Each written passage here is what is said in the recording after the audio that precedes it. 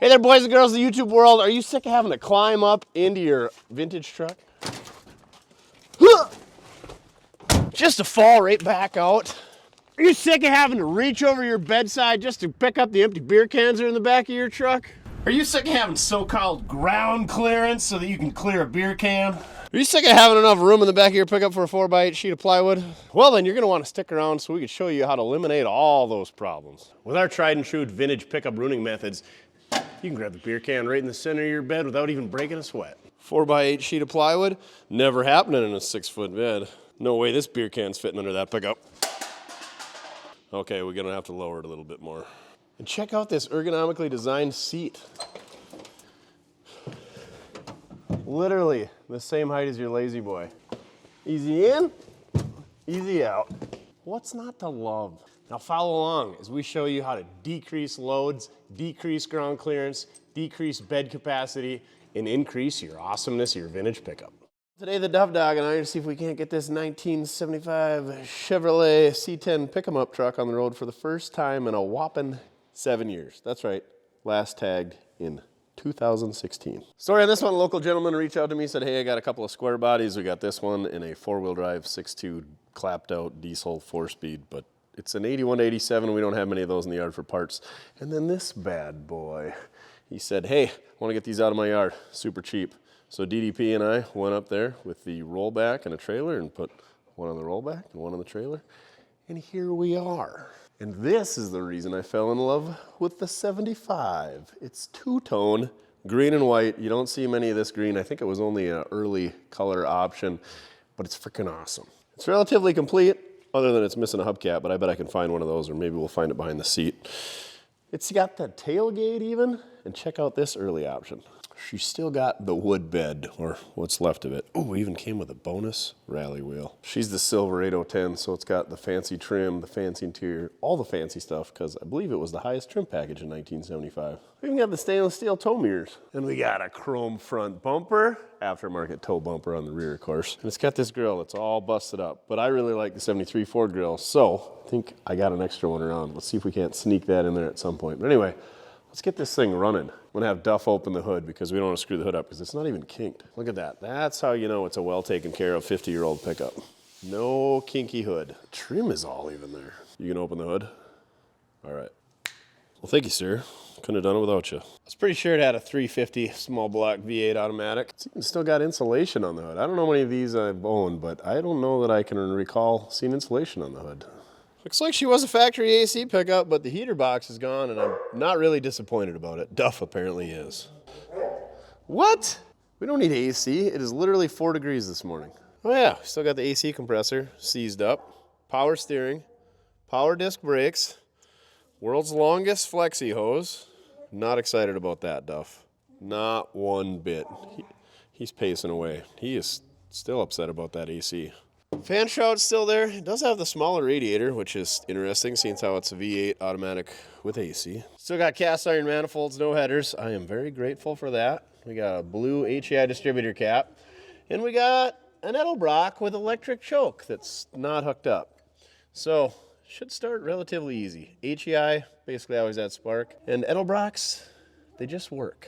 I probably jinxed myself by saying this is gonna be easy. I don't know what all this rage about 6.7 is about. This pickup's all about the old 6.9. Coolant? Be coolant. And bone dry. I guess that means it would be a good time to replace that flexi hose with a regular hose if this thing actually runs. Or maybe they had water in it and cracked the block. That would be very, very, very unfortunate. You can live without coolant, but not without oil. Let's check that. Well, that is some pretty nasty stuff, but hey, it's on the stick. Let's see if the Edelbrock's free. Oh yeah, super free. What model is it? 1406, so I believe that's 600 CFM electric choke. We definitely got to get rid of this open element, tiny little chrome air filter cleaner setup. Oh, look at that cute little wire they had over here to hold the PCV hose. Look at how plugged up and nasty that is. See, you wouldn't have that if you had your regular old style air filter cleaner setup. Yes, I know you can clean these, but who's got time for that? Ain't nobody got time for cleaning air filters. Ain't nobody got time for that. But seriously, the worst part about cleaning these is the dry time. if you want to drive your vehicle, you can't, because you got to let it dry overnight, which is another reason I have 19 vehicles, so that I can let one sit overnight while the element dries. Custom battery hold down, side post battery cables, singular. Where's the other one? It's got to be there. Oh, there it is. Before we go looking for a battery, let's see if we can find some keys. Oh yeah, they're in there. DB helped me steer it in here, so I'm sure he had to take it out of park, and we would need the keys for that. Look at that, the seat's even decent. Silverado with the wood grain. It's even got the wood grain in the world's stickiest steering wheel. Wood grain around the dash. No factory tack. It's got the audio box, AM, FM cassette with built-in equalizer. Dual tanks. No carpet, so the floors are actually respectable. But them door panels with the wood grain and then that trim in there. Then you get your little pocket for, you know, your 22 shells and such. Good stuff. I don't know what happened to this wing window, but somehow they're supposed to flip the other way, and somehow this one got over-centered. So I think something's screwed up there. Come on. Oh, there we go. I'm guessing that hinge is not happy about it, so we'll have to figure that out. You want to work on that while I get a battery? Yeah. Squarebody wing windows suck. They leak. They're terrible to work on. We kind of wanted to do some decals similar to what Wall Drug's got. I don't know if you've ever seen a Wall Drug decal, but they're all over back in the day. They're still around. But anyway, we got, you can't polish a turd, but you can roll it in glitter. These would be great for your turds or your toolbox or whatever. It can't be stuck if it's liquid. And don't ask me how I know. Get yours at mortskerepair.com. Shout out to Revival Ranch for being this week's battery sponsor. You too can be a battery sponsor at mortske.com. All right, looks like we're gonna need to find some 3/8 bolts to hold these cables on. Guessing we're gonna get a spark here because DB left the key on, because that's what DB does. But the door dinger doesn't go off. Must have had the wipers on though. I'm gonna go bump the key, and if it even attempts to turn, I'm gonna go ahead and cut the fuel line, and that way we won't suck up any bad gas from the fuel tank from 2016. Oh, the radio even lights up. Let's put her in park. All right, she's gonna crank. Fuel hose delete. Got it. These are the early fuel pumps with only the 2 lines. It doesn't have the return line or the vent hose or the vapor hose or whatever. So we only got 1 to cut. Now's when you generally check for spark, but I'm just gonna drizzle a little gas on that Edelbrock, and if it pops off, then we know it's got spark. A little hot sauce in the bowl vents. Let's see what happens. All right, here we go. Slingshot engage. Slingshot engaged. So easy. And that is why small block, HEI, Edelbrock combination revivals are the worst revivals ever, because they just work. Good news for you guys is there's plenty of other things we can do on this rig. Let's go ahead and pump the fuel out of the tank that's in there and get some fresh stuff in there and go ahead and give this thing an oil change. But first off, let's take a look at the bottom side of this thing and see if there's anything else that we need to address. It's got the big old heavy sway bar, which was an option at the time. Looks like the brake hoses haven't been replaced since 1975, so we should probably throw a set of those on there. Looks like we got ourselves a Fleetguard LF653 engine oil filter. Front shocks appear to be original. Got ourselves the extremely robust Turbo Hydromatic 350 transmission. Got a 1-piece drive shaft. I didn't know that the long beds ever came with those. Front cab supports and interrockers got a little bit of rust, to be expected, especially on a Minnesota truck. No doubt the fuel tanks are rusty underneath that plastic shield. Speaking of fuel tanks, we got this mess that we need to figure out which tank it's running off of and which one we're gonna use, and then probably replace a bunch of rubber hoses. Look at this exhaust. It's all relatively acceptable. The muffler, maybe not. But it's actually got a full tailpipe. Got the 12-bolt rear end instead of the 10-bolt. And look at that stack of leaf springs. Oh yeah, she's a heavy hauler. Pinion seal's not leaking. Doesn't look like the axle seals or wheel cylinders are leaking out the inside here. Look at this little surprise. Oh, the joys of wood bed floors. All your stuff falls through. All right, we're just gonna leave that. We might need a spray bottle head at some point. Can't believe how original and unmolested it is under here. It's not all banged up on the cross members. The exhaust hasn't been modified to dual exhaust. The inspection cover is there for the torque converter and the flywheel. I dig it. This is the way you want to find them, so that you can molest them yourselves. All right, let's drop that extremely black engine oil, figure out what we're gonna do for a fuel tank and get that drained out, go from there. Because no doubt they were only running on one tank. There's not many square bodies out there that are still running that use both tanks, unless they've been updated or replaced or way better taken care of than any of the stuff that I run across. Comment down below if you've got a square body with dual tanks and both of them still function after all these years. All right, here we go. Bring on the nastiness.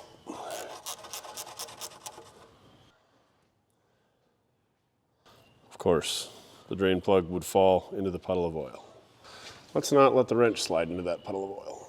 Oh, the cab support and inner rocker is way nicer on the driver's side. Doesn't smell like fuel. I'm not gonna taste it. We'll leave that to the hillbillies down in Oklahoma. Oil change complete. Let's continue the service under here by lubing up them hood hinges so we don't get the kinky square body hood. While it was in the staging lane, the hood was bent while being closed, as you can see.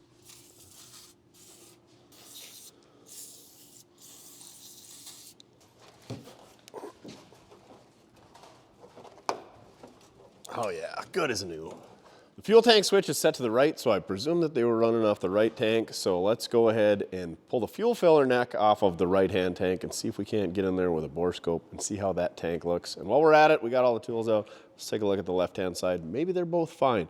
Tech tip of the day, you can never get a bore scope into a square body fuel tank through the fuel filler. I haven't had any luck doing it, but maybe some of you have. It's just too tight of a bend. So it's easy enough to go through the wheel well or from underneath.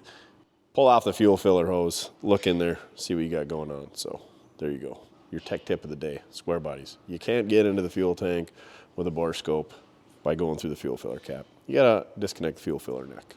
And that's what I'm about to do right now with the original hourglass fuel line clamps. They're super fun to work with and are probably gonna get cut off. Maybe we'll get lucky with a little bit of coil. Still got the GM part number and script on it. Don't these things usually just like to spin in a circle? Oh.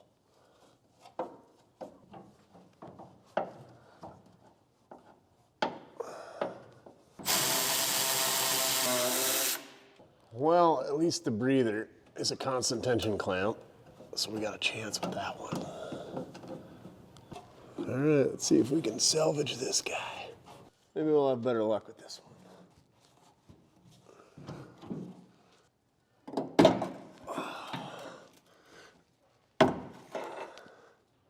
Fuel filler neck removed. Now let's get the schlong and ram it down there and see what it looks like inside.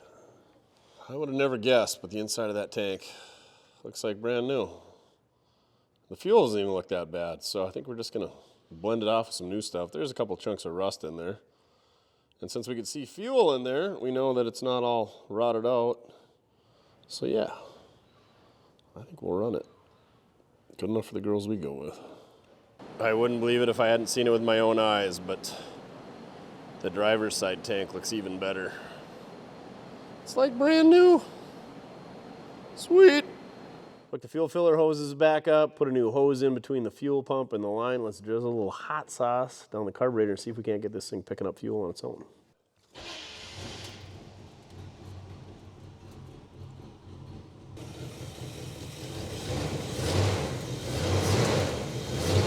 Oh, she's smooth.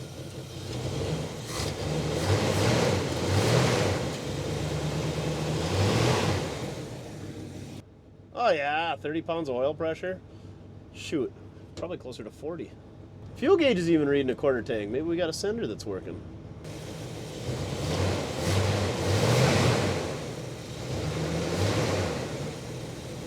While this thing's warming up, I'm gonna go ahead and check the transmission fluid. No doubt it's low because that turbo 350 was a little greasy. What? Looks like it's on the stick. Barely. Looks like we need about a quart. I would say she's picking up fuel on her own, so we know the fuel pump's good.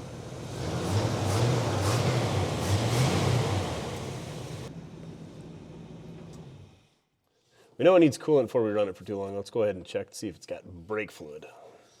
I'm betting it does. And I probably lost that bet. Are they both dry? Yep. That's not a good sign. That fluid had to go somewhere. It didn't just evaporate, so it's either leaking out the master cylinder or the wheel cylinders or the calipers or the hose. But it's leaking on both circuits, so that's the good thing. I'm gonna go ahead and clean the sludge out of here, and then we're gonna put fluid back in and hopefully it fixes itself. I never heard why they parked this thing. Maybe it's because it didn't have brakes. Oh, it's thick in there. Yummy. Yummy! FVP carb cleaner apparently doesn't have much snort to it. I'm gonna have more in consumables, being shop rags and cleaners, than it would be to just replace the master cylinder, but that's life. Oh, but you can't catch a buzz when you just replace a master cylinder. Whew, the old FVP's got some kick to it. Good enough. We'll leave figuring out where the brake fluid went for another time. Maybe just dumping it in there. It'll run out to where it was leaking out. That'll help us solve that mystery. Just call me Master Cylinder Matlock.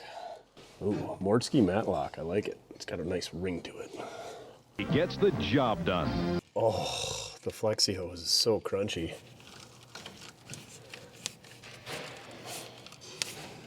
Let's go see if we can find one of those on the shelf.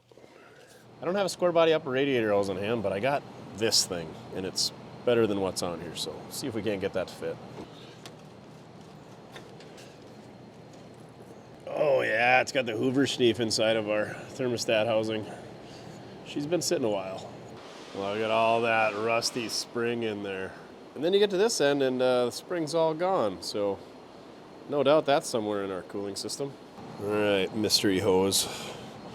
Are you gonna fit? Which way are you gonna fit best? Are you even the right diameter? Oh, it's so close. Come on, baby. You can do it. There we go. Oh, yeah. Shorten this end up. It's gonna be perfect. Give her a little snip up here and we should be golden. Oh, look at that, it's so glorious. Flexi hose free is the way for me. Oh my goodness. It looks so much better and it's not putting a bunch of tension on the fitting coming out the end of our radiator, and you don't want that. Now let's dump some coolant in it, try to figure out where the existing coolant went off to. Please don't be a frost plug popped out of the block or a cracked block. I hope it's not the one behind the flex plate if it's a frost plug. Yes, I checked to make sure the petcock was tight. It in fact is. Should probably get a pan ready to catch the leak. You know, I got thinking, maybe it had a leaky heater core and that's how they took that whole menagerie out of there. And they did all that and then never dumped coolant back in it, and that's why they parked it. Because the heater core. Doubtful.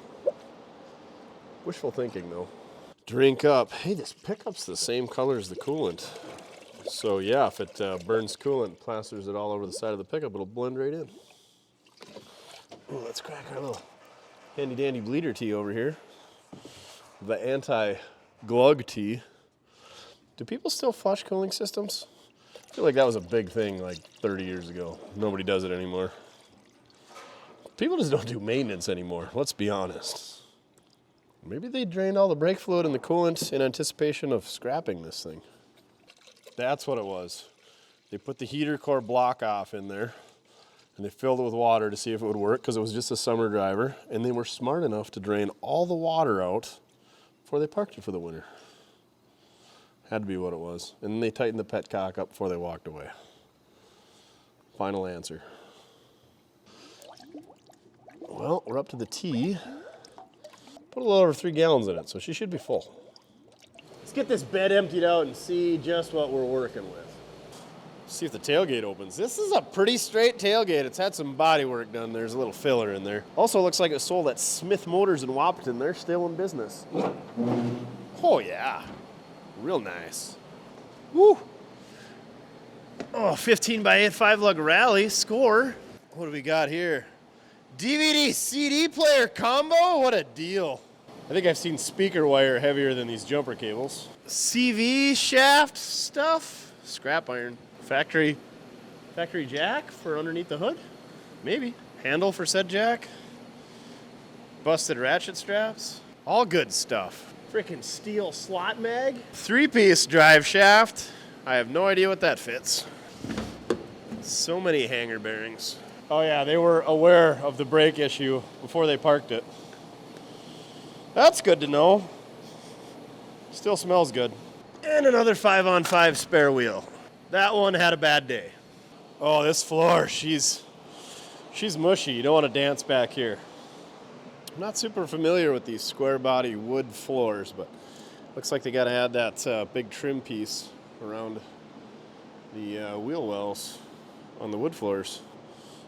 Steel floors don't have that big lip there. They just go right up to here.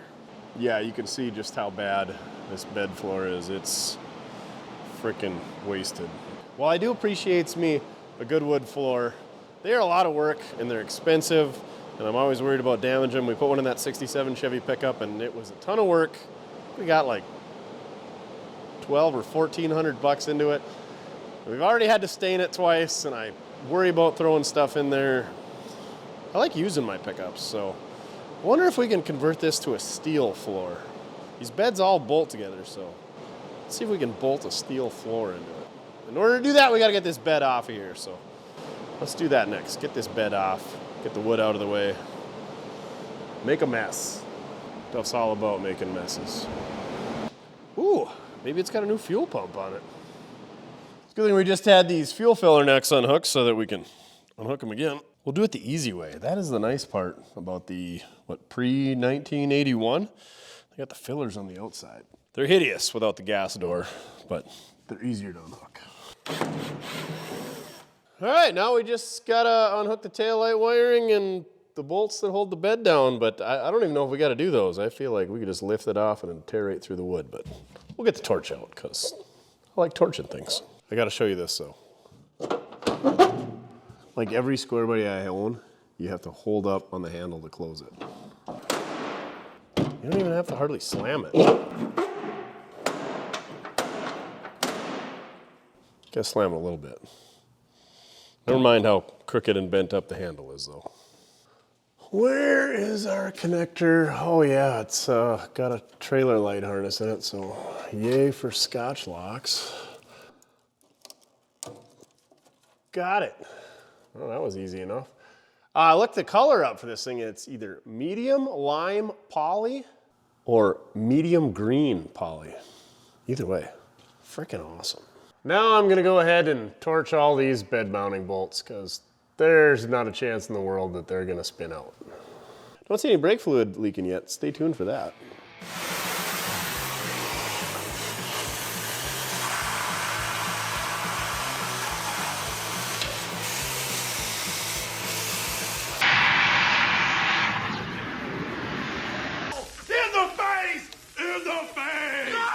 Let's get some safety glasses on. There, do I look cooler? I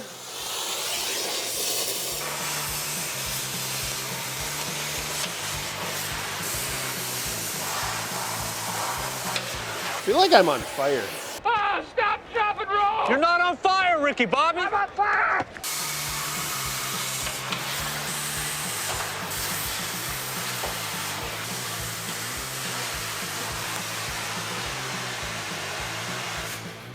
It's been a while since I've taken a square body bed off, but I don't think we forgot anything. Just kidding, I'm sure we forgot something. Ground strap? This is how you test. I bet you could have moved this bed before because the wood was rotten where the bolts were. Oh, that's heavy. Ugh. That side's loose.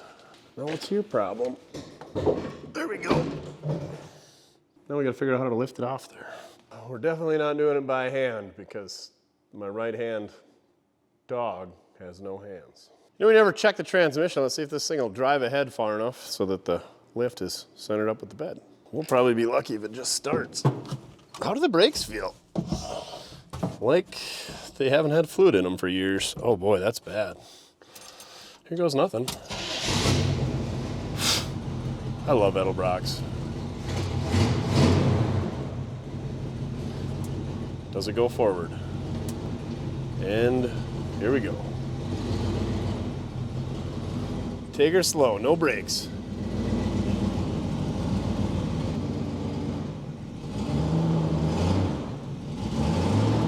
No transmission by those sounds of things. Oh, don't go too much. How about back up?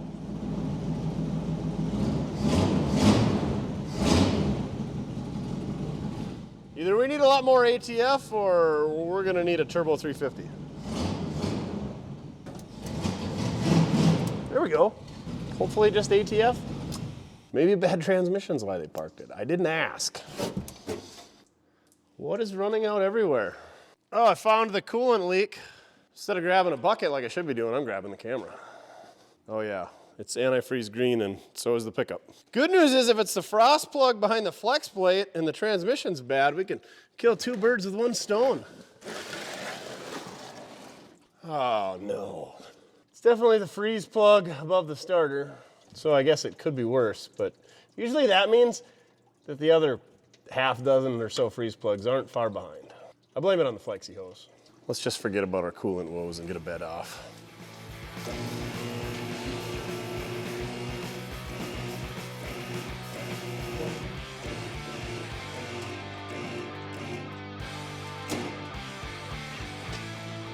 Oh yeah, don't catch the fuel tank. That's bad.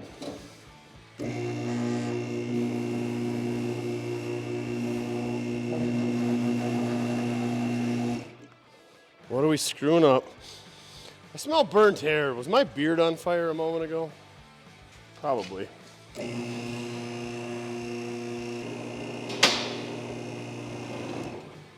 Well, the bed's off. Not excited about the $60 worth of coolant that's running out on the floor, though. Okay, we got this paint leaking son of a gun outside so we can remove the bed floor. I've never taken one of these beds apart, so should be fun. We'll figure it out, I guess. But before we do that, let me show you what we got in here going on for a bed floor. I don't remember the year of this thing, 78, 9. Our buddy Carl got the fenders and part of the bedside, the rear end out of this thing. Went in the 67, the green bean.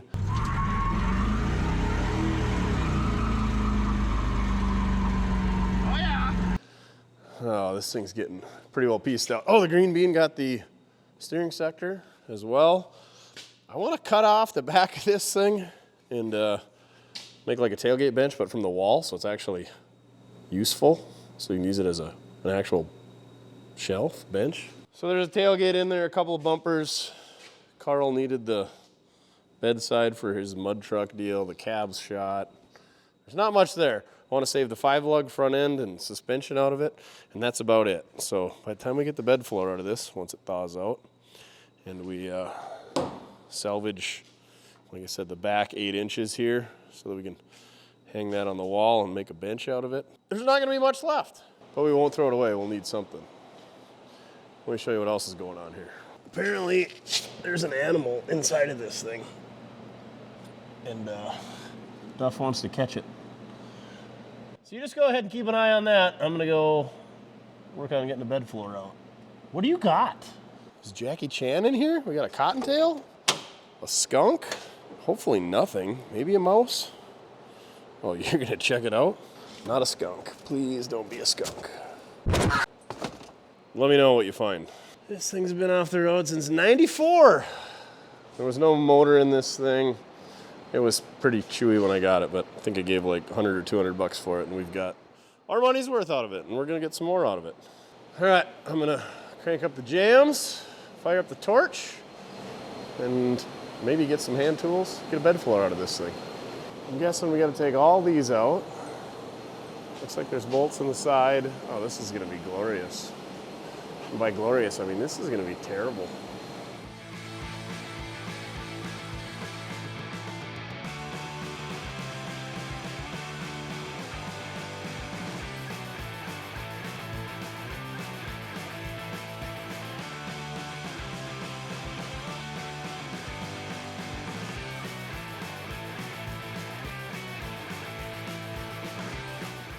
All right, that's all the bolts.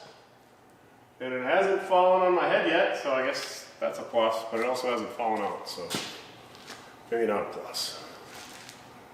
Does it gotta go out the top? How do you come apart? What's your deal? Surely we forgot a bolt. Surely you can't be serious. I am serious. And don't call me Shirley. That was a lot of 5/16 bolts, kids. But guess what?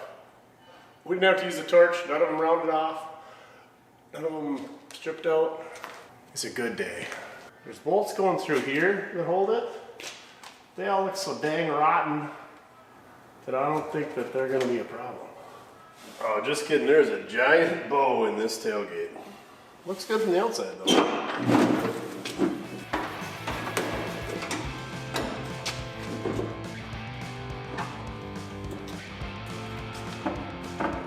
I mean, the only logical thing to do is to get a hammer. Let's start with the rubber hammer and we'll go from there. There is a little bit of caulking around the edges here, so maybe that's what's holding it.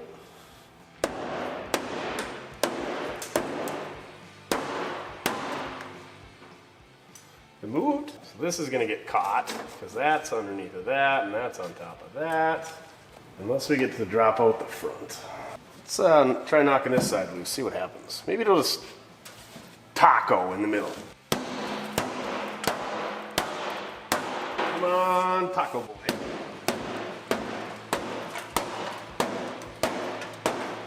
No doubt there is a better way of doing this.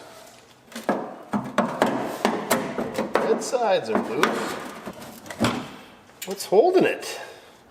Oh, spare tire bracket? That's attached. That's definitely not what it is though.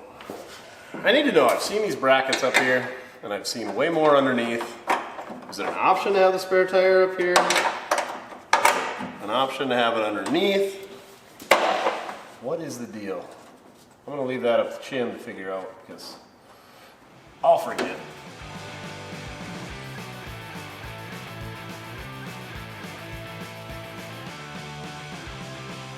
Alright, I think everything's loose over here. Now if we can get it to drop out the front and or the back.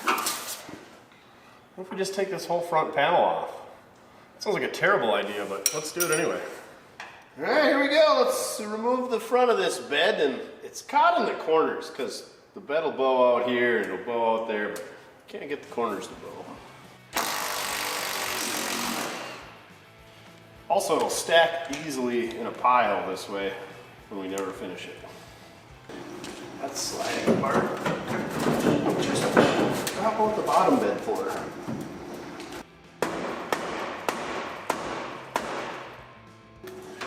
It's caught on this guy now. Pry the bed side out on the drop. Oh, there she goes. There she blows. There. Okay. There's a lip it sits on, dummy. Maybe we get this side to drop out and maybe magic wire. I said magic! Alright, this is dumb. Let's take some more bolts out. Now you guys remember how this went together, because I won't. Please don't fold in halves. Alrighty. Let's get a little pry bar action in here. Just gotta get it past that lip, and it should drop down like that. Follow me for more ways to screw up perfectly good pickups. Okay. What happened? What do we gotta take to just split the sides? It's not gonna be fun, since I'm by myself, but I feel like that's what's gotta happen. There's a lip right here, and this has gotta go ahead, but without splitting that down the middle. Can we split that down the middle? Should we split it down the middle? I feel like we're gonna have the same problem in the back. It's gotta go this way and this way. I feel like if I took 4 bolts out and we got in there and did a little cutting, we could take that off. We're this far. Let's take it all apart. We're foobarred. This pickup is.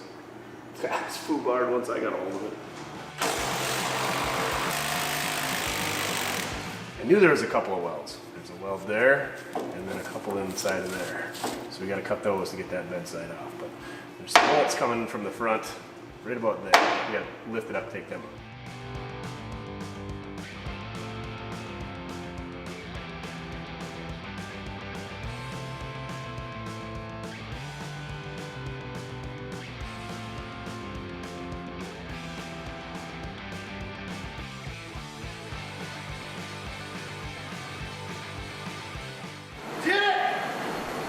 Well, that, kids, is how you ruin a perfectly good 8-foot wood bed. I got a feeling we're gonna need this, so I'll have to cut the bolts in each one of these straps, and then the rest can go in the burn bucket. That sounds like tomorrow's job. Tonight's job, clean up the mess. And here's what's getting me. There's a lip here and a lip up there, so those need to go in. And then I got a lip here that goes over the top of there, so that couldn't drop out the bottom. And then I had that lip that I was talking about, so it couldn't. It's just too many lips.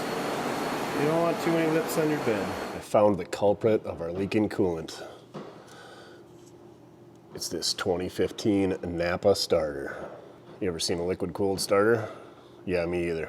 Let's get it out of there and see what's going on. With the starter out of the way, it appears it's not the starter. Dang it, that would have been easier. There's a pinhole in that freeze plug. Oh, good grief. He's in there good. This one drove straight in. Usually they spin sideways and you can grab them with the locking pliers and pull them out of there. Now I've got myself in a predicament. Come on out of there. It spins, so it's not that tight. Ah, for cheese and rice. There we go. I don't know what there we go and is doing, but there we go.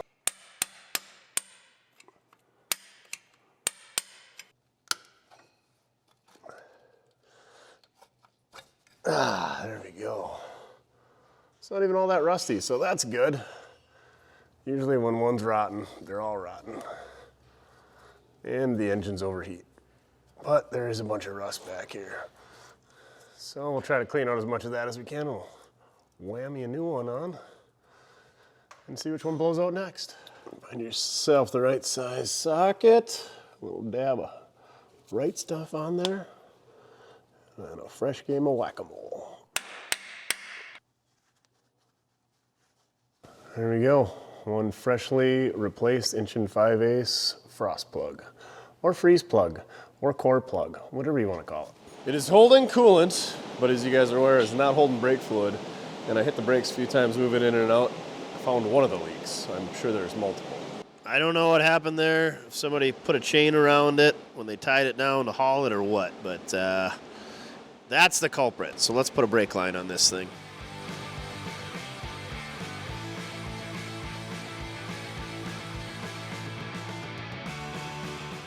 Use this old line for a pattern and bend up and flare a new one, and then while I'm at it, I'm gonna go ahead and look for a new rear brake hose, and if we got one of those, we'll put it on there. Since how we got a third of the connections already taken off, and we gotta bleed these rear brakes anyway, so now is the perfect opportunity to replace that brake hose.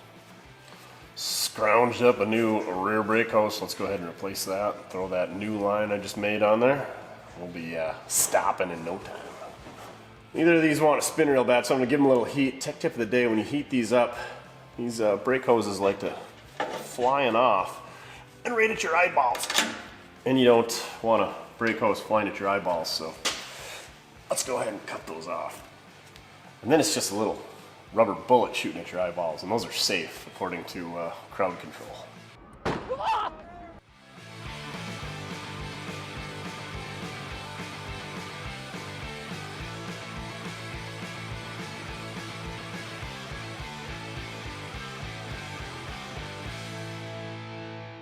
There you have it. Fresh copper nickel brake line. And then we'll put a and a new hose. And time will just tell us what's leaking out of the front brake circuit. Let's go ahead and get the bed off this thing so we can steal the bed floor and get this hideousness out of here. We did notice that it's got air conditioning, so it should have all of our heater controls and such that's missing on that pickup. So the gift that keeps on giving. Dirty Dwayne is what we're calling this one, because that's who we got it from. Anyway, we're gonna go up. Oh, we gotta empty the bed. And then we're gonna go up, and we're gonna try to save the hardware that's holding the bed floor down, because we're gonna need it on that pickup. Is there anything good in the bed of this thing, Duff? No? There's a tailgate in there. We could make a bench. Not. Looks like some chrome bumpers, a drive shaft. Oh, I did find a hubcap. I'm gonna go ahead and put that on. So much good stuff.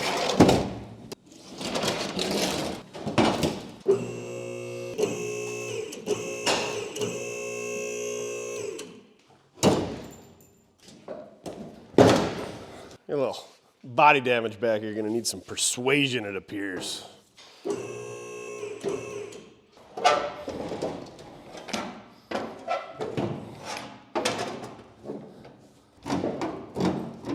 What is holding? That's a good bumper. Watch out, Lucille.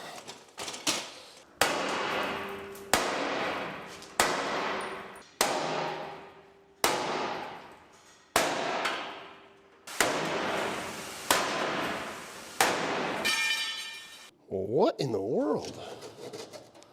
We're hitting the gas tank up there. I may or may not have caught the lip on the fuel tank, and that's what's picking the whole pickup up. Whoops.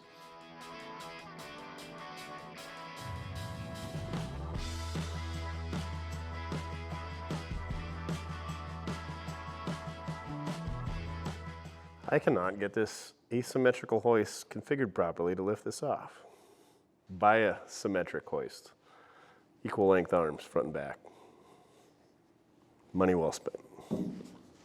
Looks like Ray to the rescue.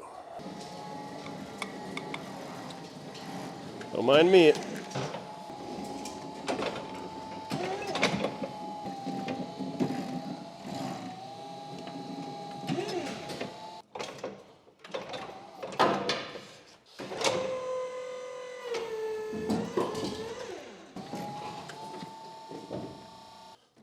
That's definitely not going to cut my strap.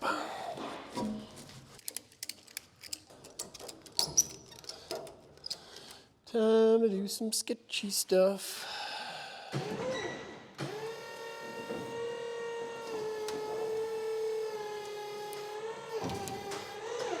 Oh yeah, let's bend up the bed floor, the only thing we're trying to save.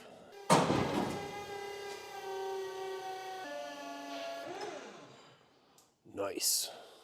Then we gotta get that floor out of that bed, so my plan is to put it on the lift to do that. But this pickup's in the way, so we gotta move the bed out, then move the pickup out, and then put the bed on the lift. Because clearly, we don't have enough lifts around here.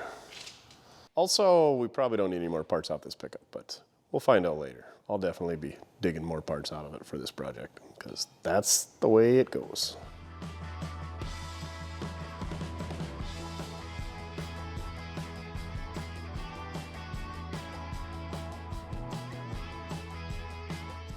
Frickin' A Ray saves the day once again.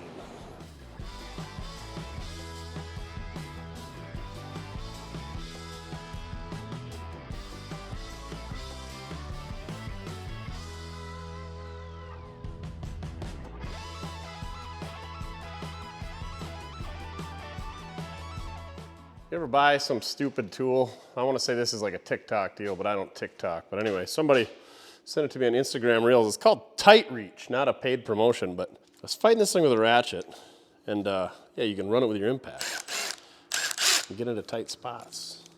Of course, I'd already done 2.5 of them before I thought about using this thing, but pretty neat tool. First time I've used it, probably had it almost a year. But there's just no room to get in here with a ratchet hardly. We get this guy up in there and then put your impact on it. Sure, just brag this thing up. Now it doesn't work. The battery dead? Oh yeah, let's put a new battery in and see what happens. Let's break this Tight Reach. First time we used it. Fresh battery, let's see what happens.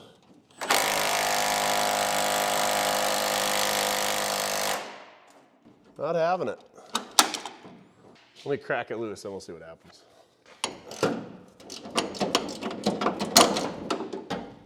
All right, come on. Tight reach, don't make a fool of me.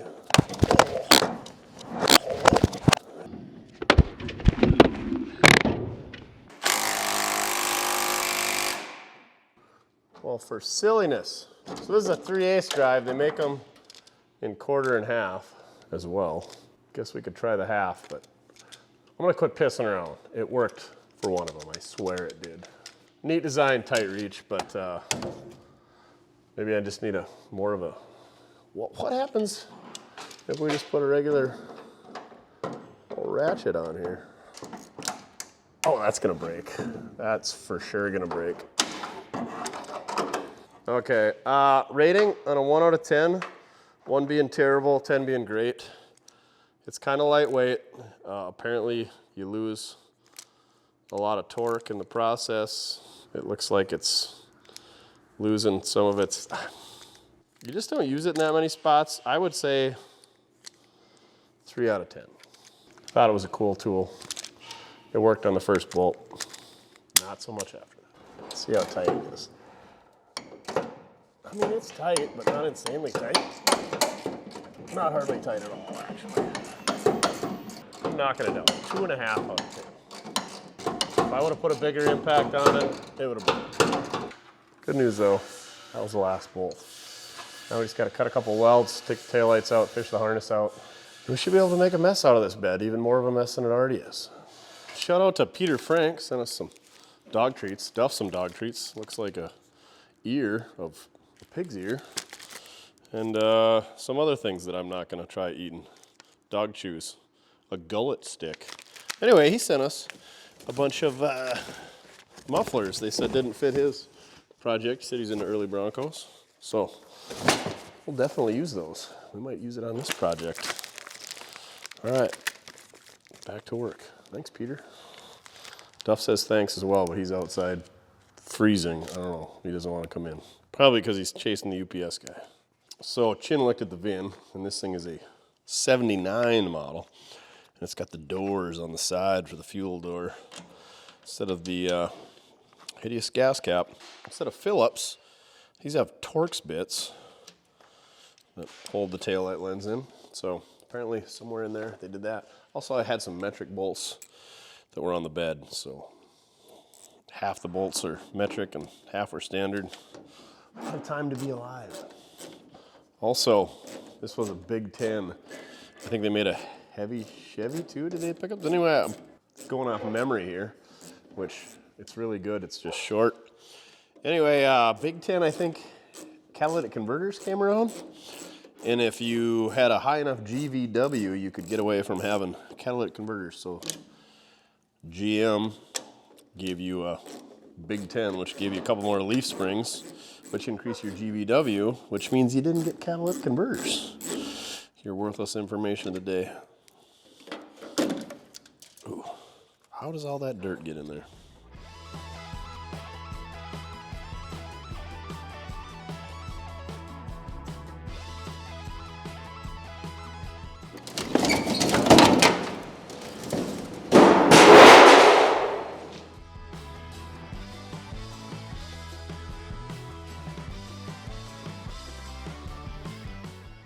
All right, now we just gotta get these out of the way and clean up the floor and, you know, put it all back together. You know, I got to thinking, we didn't even look at that bed floor before we ripped it all apart, but I brought her over here, pressure washed her down, and take a look at it. It's actually pretty dang respectable. A couple of rust holes, but not bad. It's not all wavy. They always get rotten right back there by the stake pockets, but it's only on the driver's side. And then there is this little bit of rot by the cross member over here. Pretty good find though, Duff. Well, while I was pressure washing that, watching the water dry off and enjoying a sandwich, I got to thinking, you know, we replaced that brake line. So the brake line running from front to back could probably be replaced too. You know, it might be rusty. That muffler is all rusted out. We don't like park brake cables. That drive shaft's got a little itty bitty dinger in it right at the very back. Yeah, you know what that means, Duff. The bad part is these fuel tanks are good. And you guys thinking what I'm thinking?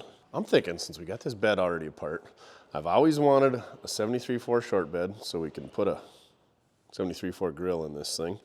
I love the color combo. We're gonna shorten this thing up. Let's just jump right into it. 14 inches in the front, 6 inches in the back. So yeah, that's what I'm gonna do. We're gonna go ahead and take the drive shaft out and the fuel tanks, all that stuff. Shorten the frame, and once the frame's shortened, we're gonna shorten the bed. Stick around, see how we do it. Watch us ruin another perfectly good pickup. At least we're not lowering it yet. First things first, we gotta take 6 inches off the back of this. We gotta move this crossmember ahead. Luckily, we just gotta knock these rivets out. Holes are already there. But we're gonna have to get rid of this bumper anyway. It's hideous, it's a tow bumper, you know, roll pan life. Let's get this thing removed.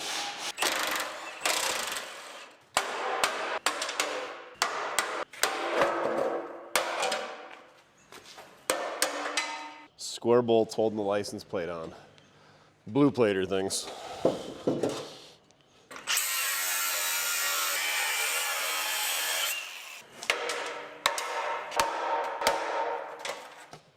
That's why we call them blue platers, because it's a license plate and it's blue. But anyway, if you want to own this plate, head on over to mortske.com and make an order, and the date's listed below.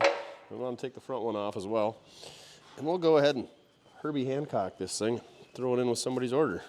So head on over to mortske.com, make yourself a purchase, and you might be the lucky owner of a Herbie Hancock 2016 October 990 LHM blue plate. Oh, now where are we going to put this thing? We're going to want to slide our taillight harness all the way ahead because we're going to be cutting and welding, and we don't want to be cutting our taillight harness. So we got 2 rivets on each side on the top of this crossmember, 1 on the bottom on each side. So we're going to go ahead and knock these 6 rivets out, slide this ahead, bolt it back together because I don't have rivets or the capabilities of making rivets that large. So bolts are going to be just fine. And looky here, we got 5 7/8 inches between the centers of these holes. So that's how much we're going to cut off. Before I forget, let's write it down, 5 7/8.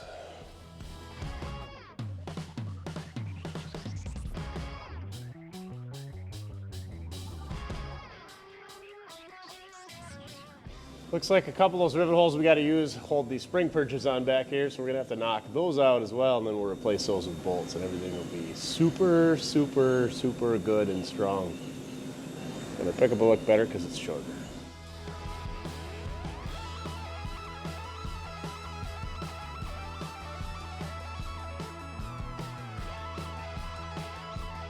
Whew, that was fun.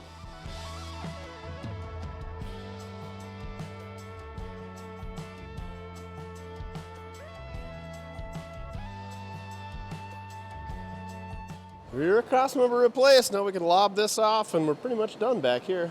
One other thing, these are our current bed mounting holes. This one's gonna stay the same. This one's gotta move 5 3/4, 5 7/8 back. So we're gonna go ahead and mark that and drill that while it's out in the open. Oh yay, it lines up right on this guy. That's fantastic.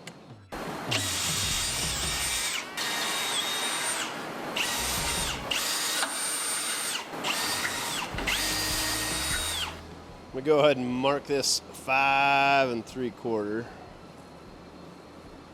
That's where we're gonna cut it off at. There's no going back now.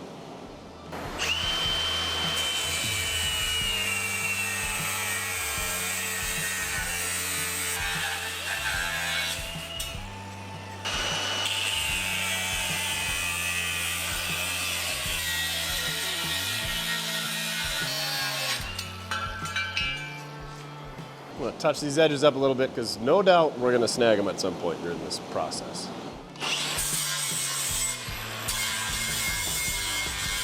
Give these corners a nice little radius so that they don't tear my nice Mortske form.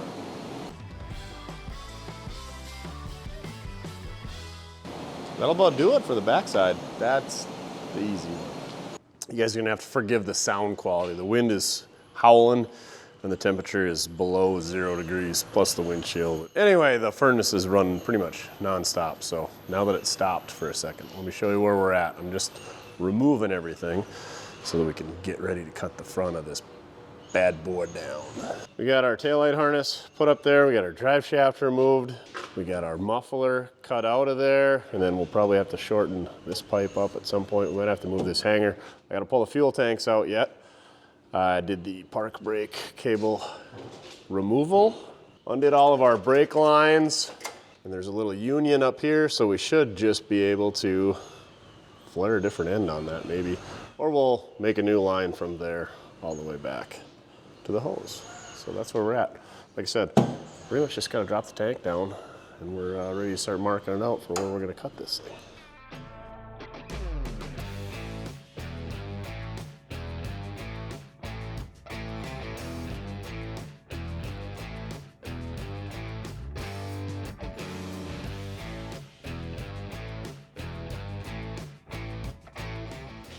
Look at all this room we got to cut now. Look at this gloriousness. That's right, another coolant leak.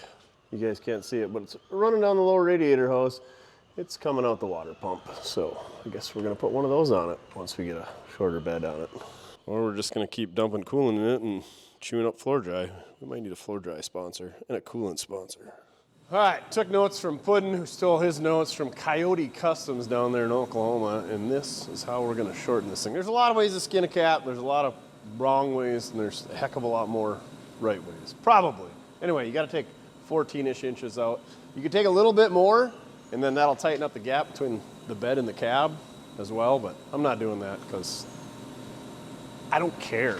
This pickup's just kind of rough enough around the edges. So I'm not gonna go above and beyond. Above and beyond by like cutting an extra 1/4 inch out. Here comes the furnace. I can literally feel the breeze by the doors today. It's freezing in here. So here's what we got going on.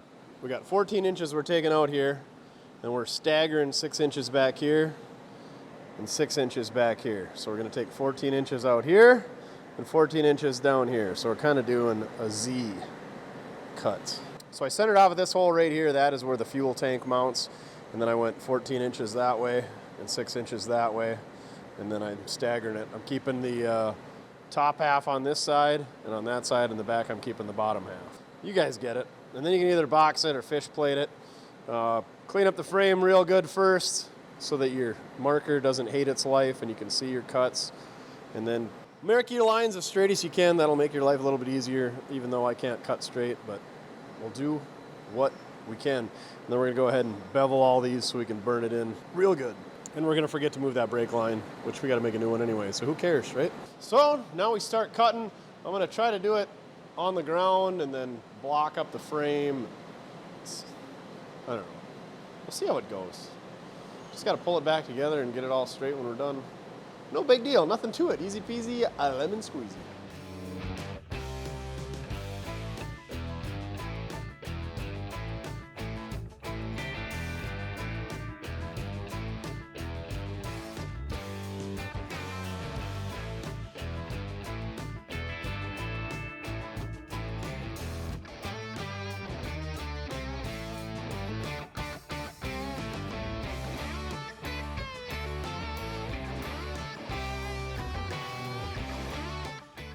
There you have it. You can see how I staggered. It's notched out on the bottom over here, and on the top over there. Does that make a difference? I don't know. Makes me feel good about myself. So, now we just gotta bevel the edges a little bit so we get nice deep penetration. That's what you want when you're welding and things. And we'll put it all together. Oh, hey, look, we got tires for it. White lines even.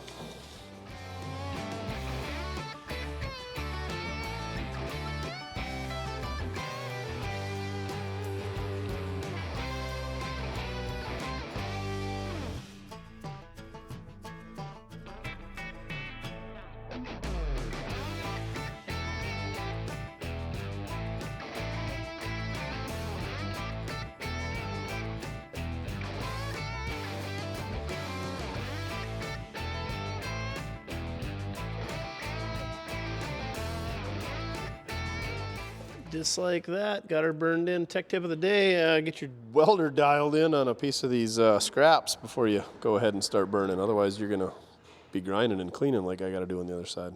Now, a lot of guys will put a fish plate on the inside. I think what I'm gonna do is cut up that piece that we already got because it's free and it's the same thickness as that stuff.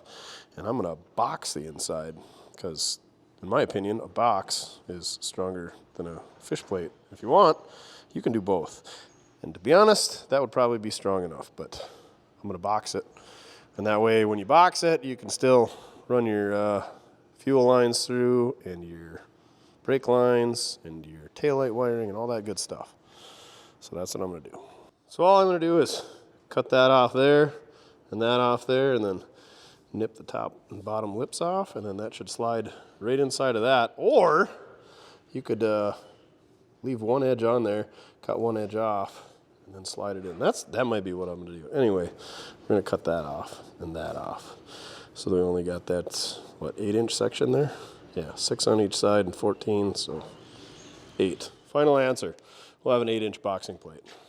And in theory, this should be 6 inches from there to there, so it should be an inch longer than our seams on each side, because you wanna be wider than that.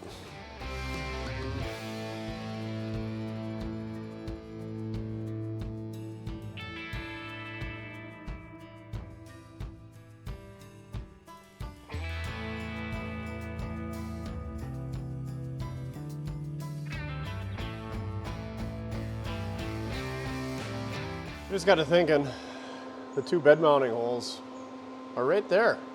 So it's going to be fun to get at that hardware. Oh well, we'll figure it out.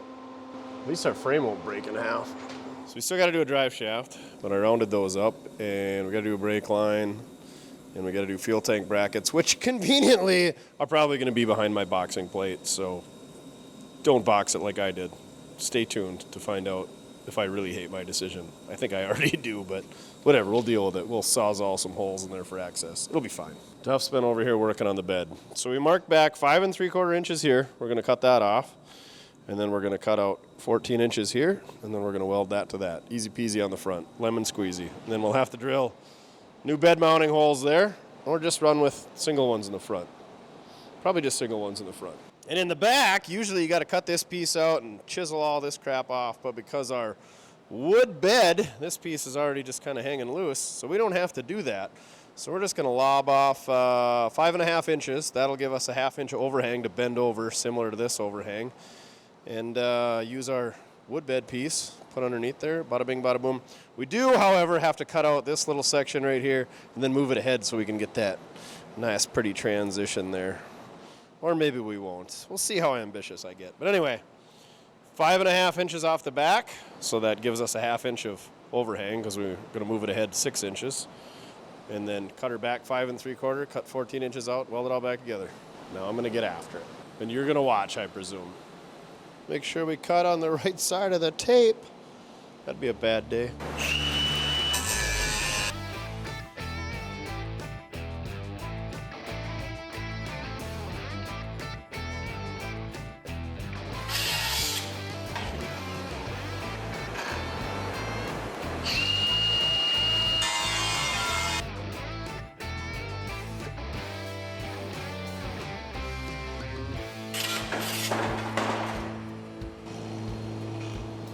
Probably should weld that end back together, but instead let's just go ahead and cut this side.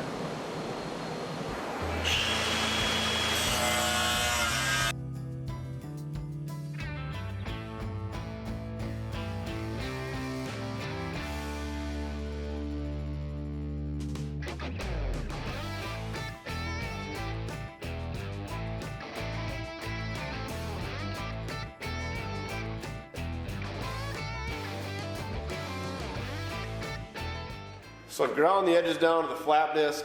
I got our panel clamps here. We're gonna do just a slight amount of body work. This thing's pitted up and it's bent up and it's not great. This process, you can take it as deep as you want. And I've already went deeper than I want to go. I really started just wanting to just burn this thing together. But we're gonna take a little bit of time and clean it up. Try to do it not right. not wrong. You get what I'm saying. We're gonna give her an 80%. More like 52%.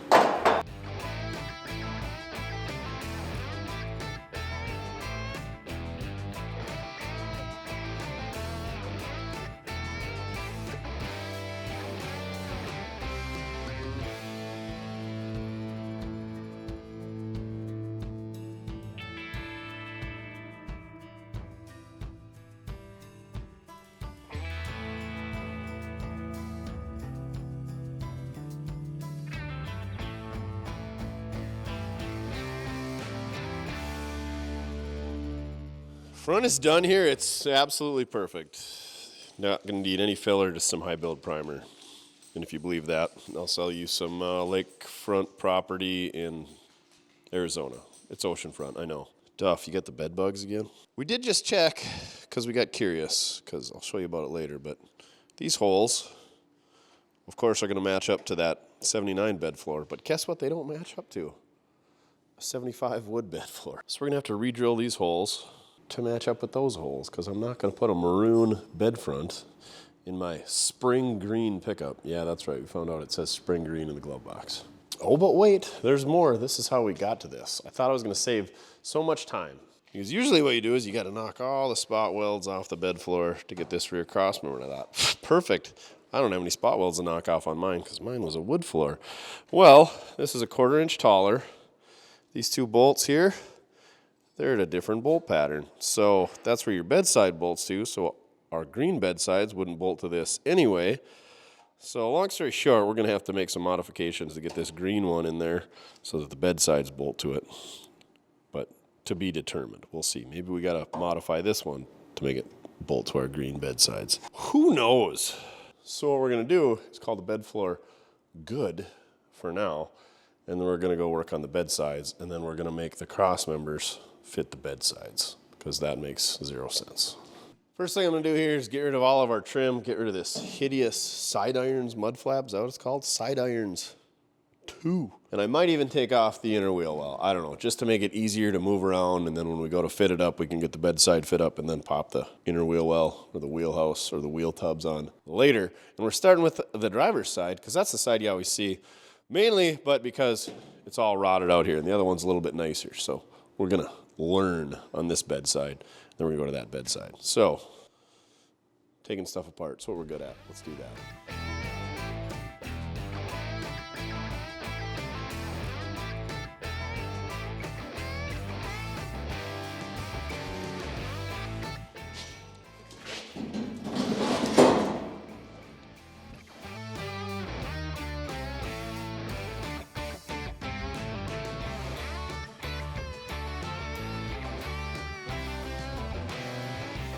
Start at the rear of the bed. This is the rear stake pocket. I found most of the spot welds. I'm sure there's more. And took a, I don't know, about a 7/16 drill bit, drilled them out. Yes, I've tried spot weld cutters, and they don't get along with me. And they're overpriced for what they are, in my opinion.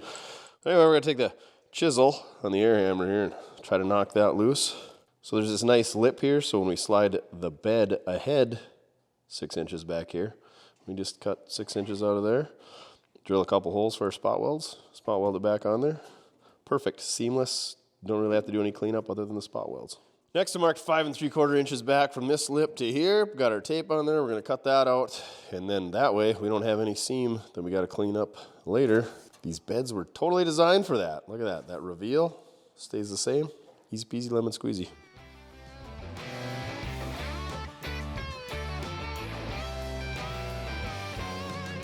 Gonna put a couple marks just ahead of the tail light here. That way we got some rigidity right there so that the panel doesn't warp when we go ahead and weld it all together. Now we're gonna run some tape alongside of those and we'll cut her off. In theory.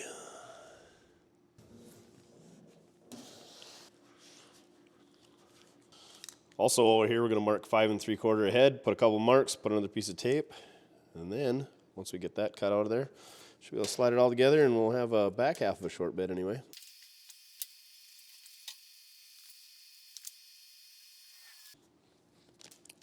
You're going to want to spend a little extra time on these bed sides because this is what everybody's gonna see. The inside of the bed and the floor, you can get away with a little bit fudge in there. Out here, there ain't much hiding. And again, you can put your tape as straight as you want, but if you can't cut straight, it doesn't really matter. You picked a poor time to leave me loose, Will. Here goes nothing. R.I.P. long bed.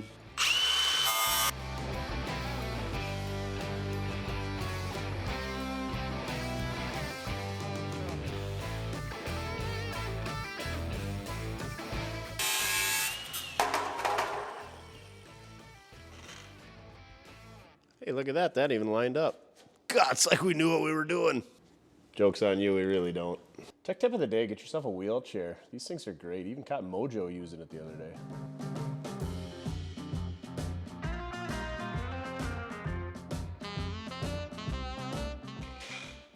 Now we're gonna take our flap disc, prep our edges, prep the edges on that.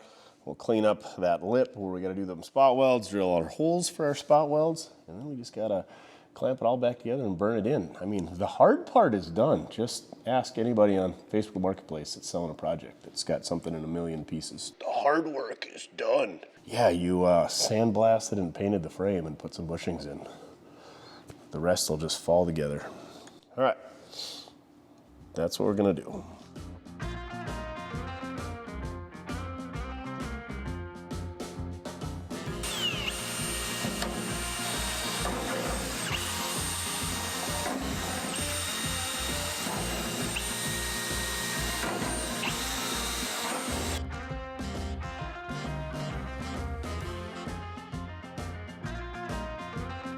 It gets a little serious here.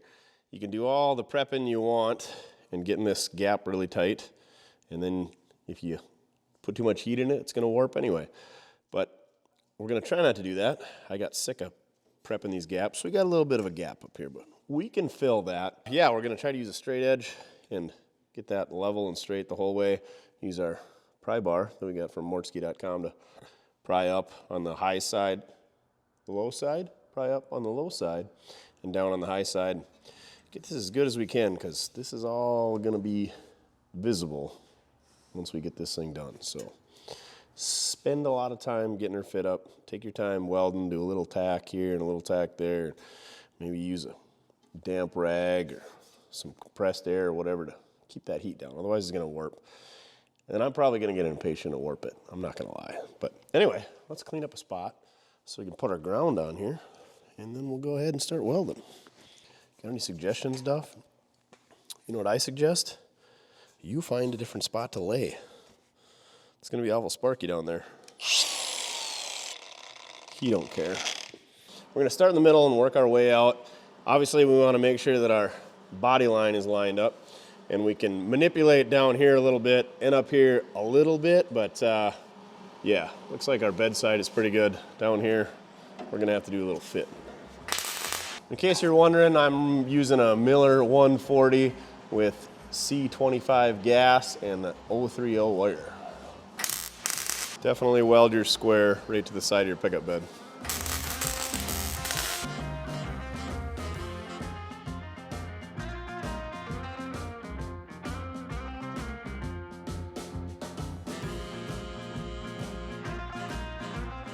Got her all welded up in the back. We still got to grind it down and do a little finish work, but we're going to go ahead to the front. We got to get this cut down. We're running out of time, so we're going to mark 6 inches from the front of the bed. And the reason we're marking 6 inches back here is we got to save our stake pocket. Now we're going to mark 14 inches off of that. Have our super scraper knock that cock out of there. Oh. Take that. Available at mortske.com. Now I'm going to take our speedy square and use that to transfer these cuts to the top of the bed. Next we're going to take our sliding square and mark 3/16 from this leading edge. We're going to keep it real close to that leading edge. This gives us a nice rigid line to follow so that it doesn't warp. You don't want to cut it in the middle of the bed because then it can go all wonky like. So let's go ahead and mark that off.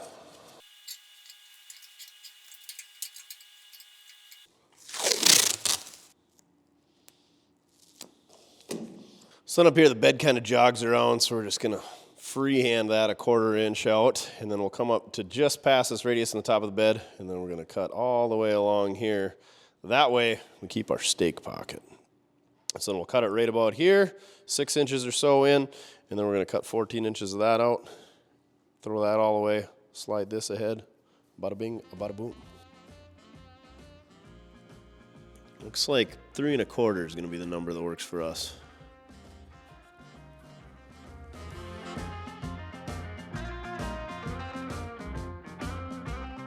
And we're gonna transfer our lines over from the back side.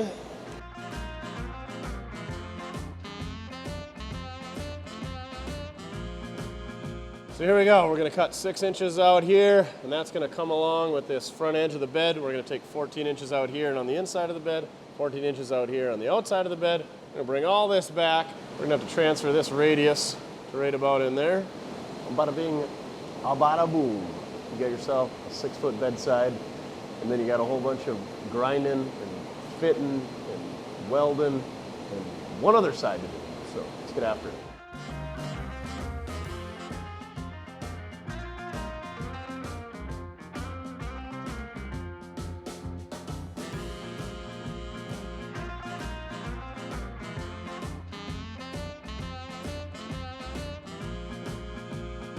Let's use our piece we cut out as a pattern for that radius. The bad part about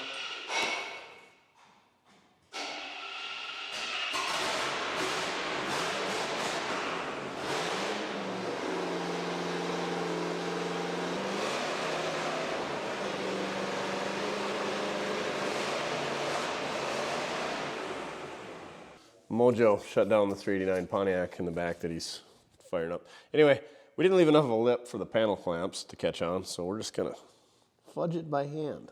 The give a crap level is dropping off drastically. And I'm dropping everything.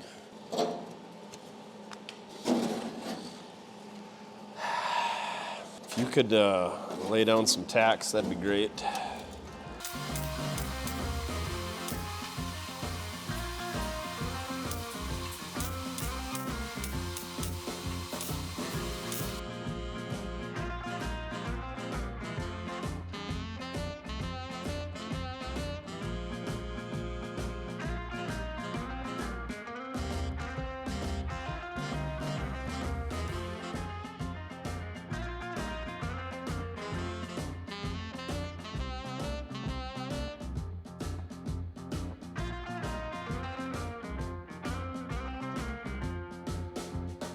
Kind of wish I'd have went a little bit further back there. I think it's all right. There's a couple of pinholes and stuff here that if you really wanted to get crazy, you could fill them. But if you really wanted to get crazy, you would have lined it up a little bit better and TIG welded it and all that. I think it's good enough. That's what Duff says. The back here's, again, pretty good as well.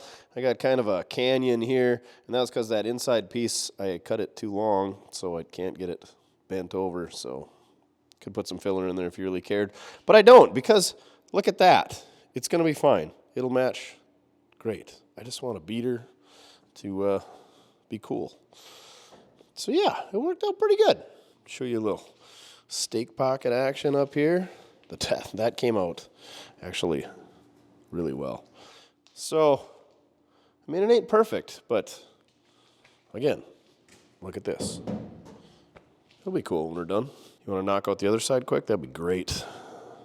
Okay, I'll do that too. Hopefully it fits our bed floor. I guess if nothing else, we bolt it all back together with the wood floor stuff and huck a piece of plywood in there. What? Oh, yeah, you helped? No, I think DB helped. DB and I got the bedside on, and everything lines up pretty good. A lot of guys will notch this way out right here, but I left it long, and I think we're gonna try to just mold it right in there. They cut it off because that, what do you call it? That rib kind of chamfers down into it, but we'll see how this works. I don't know. We gotta get that rear cross member in there, but we gotta get the other bedside done. Inner wheel well bolted right in. Yeah, everything's pretty good. A couple of bolt holes that we gotta drill out, you know, where we shortened it. They didn't line up perfect, but pretty much everything lines up great. That front panel, we were worried about that, seeing how that was for a wood floor, but everything lined up great there. Got the front of the bed all cut down last night, so that's what we're gonna do today is weld that all back together, but Actually looks pretty good, eh, Duff? Yeah, good job. Shout out to DB for sticking around, helping us put that on there. Because 6-foot bedsides are easier to lift than 8-foot bedsides, but set them in place by yourself. Wouldn't have been any fun.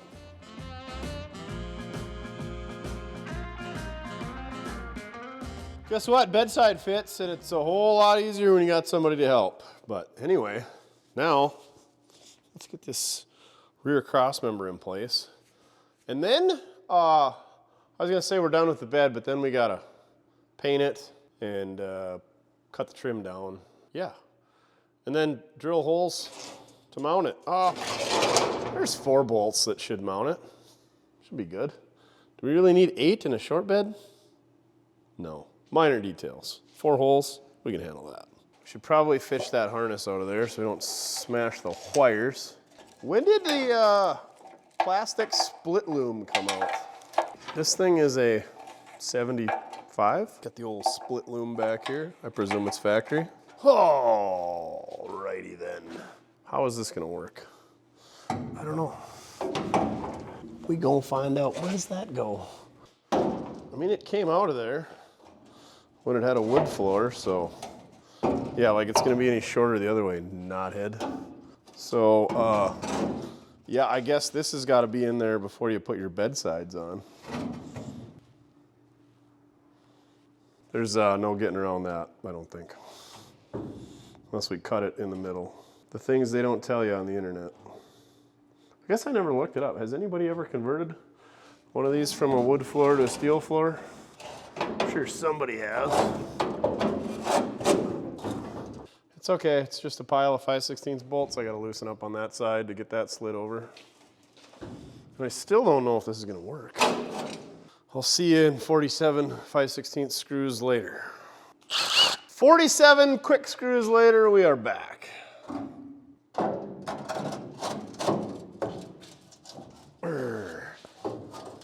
Spread them. Boy, haven't heard that since October 30th, 2024.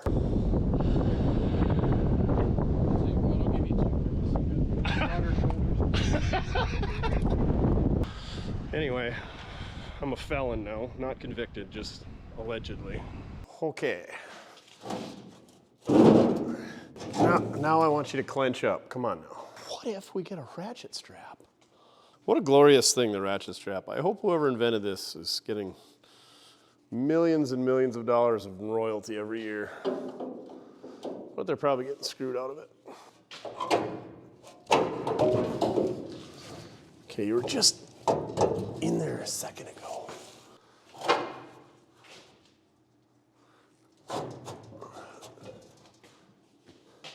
Don't bend up my nice new box sides, though. Poor decisions were made. Well, here's where we're at. The stake pocket is sitting on top of the floor, which has the gap from the ribs. And yeah, it's not allowing this to go up there, and there's bolts holding this to that, and I don't want to re-drill those, so I think we're gonna have to cut that off on both sides. And I also think we're gonna have to cut the back of the bed floor off and do something with that. Because yeah, we got these 2 holes here and 2 holes here, and they gotta bolt the bed sides onto this cross member. If I would have left the bed floor shorter and narrowed it up for this stake pocket, this wouldn't be a problem, but I'm an idiot. So I guess I'm gonna do a little measuring, and we're gonna have to cut the bed floor again. Such is life. New plan, cut out around these stake pockets, cut 1 3/8 off the back of this. That should allow it to drop in about where the end of the wood would be, and everything's gonna be honky-dory. Where did that term come from? Honky-dory. It's probably offensive to Dory. Wasn't that in Finding Nemo, Dory? Just keep swimming, swimming, swimming. Hope you find your dad. Bye, buddy. Hope you find your dad. Thanks, Mr. Narwhal. Ear protection, kids.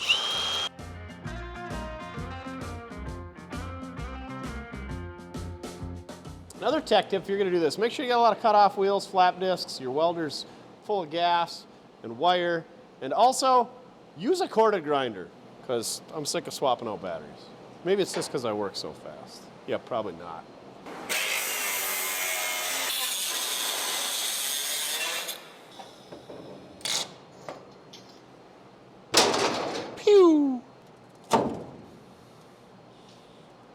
Very nice, I like. Whoa, very nice. Great success. Great success. Now let's get this cross member bolted in place and then figure out what we got to do to attach the floor, and we got to spot weld the bed sides and all that. Here's what we got going on here. Got a tailgate on it, and yeah, it's pretty rigid back here. I thought we would have to weld the bed floor to this cross member or put some bolts in it, but I think we're just gonna weld the uprights here and call it good. But before we can do that, we gotta get the tailgate fitting. It's bowed way out, so got our handy dandy ratchet strap. And we can't even get the tailgate closed. Let's suck it in. Too much? Not enough. We're good on the passenger side. I think that'll go. I think she'll go. Oh yeah. Oh yeah. Super tight at the bottom. How about this side? Oh, she's loose. It could slide over. Tight at the top of the bed over here though. On the top of the bed, it's got a little play. I think what we're gonna do is try to get one side of the bed level and weld it, and then suck the other side level and weld it. Good call? Good call. Before we do that, we should probably check to make sure that the bed floor is level, because if the upright's level and the floor's not, it's not gonna be perpendicular. Level, upright, vertical, I don't know. Let's check the floor first. Gotta go up just a little bit on the right-hand side. Pretty dang close though. It's actually level on the end here. How about on this end? It's level over there, so it's got a bow to it. Imagine that. I think we're gonna call it good. And that is spot on. I think I'm gonna burn this side. Heck with it. If you'll recall, the stake pockets were welded to the bed cross member originally, so we're just re-adding that weld. Here we go. Oh, turn the welding helmet on. Blinded by the light, wrapped up like a doof, another roamer in the night.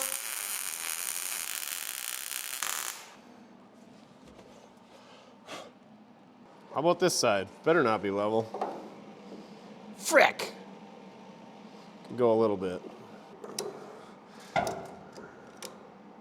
Go past. Go 2 clicks, what the heck? Before we get too crazy, let's test it out. I don't want to go any further. It is tight over there. I think we can live with that. Definitely don't want to go any further. What is rubbing? Take this bed apart again. Actually, just loosen the bolts on this crossmember on this side and push the crossmember out. Let me show you. So you see how the crossmember is nice and tight to the stake pocket over here? You got a big old fat gap over here. The floor gap is nice, but the gap between the crossmember and that stake pocket, not very nice. So we're gonna loosen those up and move that. You'll get real good with a 1/2-inch socket and an impact, taking apart these square body beds and shortening one up and putting it all back together. Fun times. Much more gooder. The moment of truth. Woo. That'll do, pig. That'll do. That'll do, pig. That'll do. I washed this thing for the first time in probably at least 9 years. And hit her with some wax and grease remover. Now let's hit it with some Duplicolor 2-in-1 filler and sandable primer. High build formula. Ideal for metal, fiberglass, and wood. Let's hope this can's good. Just give the bare metal a quick dusting. Oh, this stuff sprays like poop. We'll let that set up and then hit her with some color.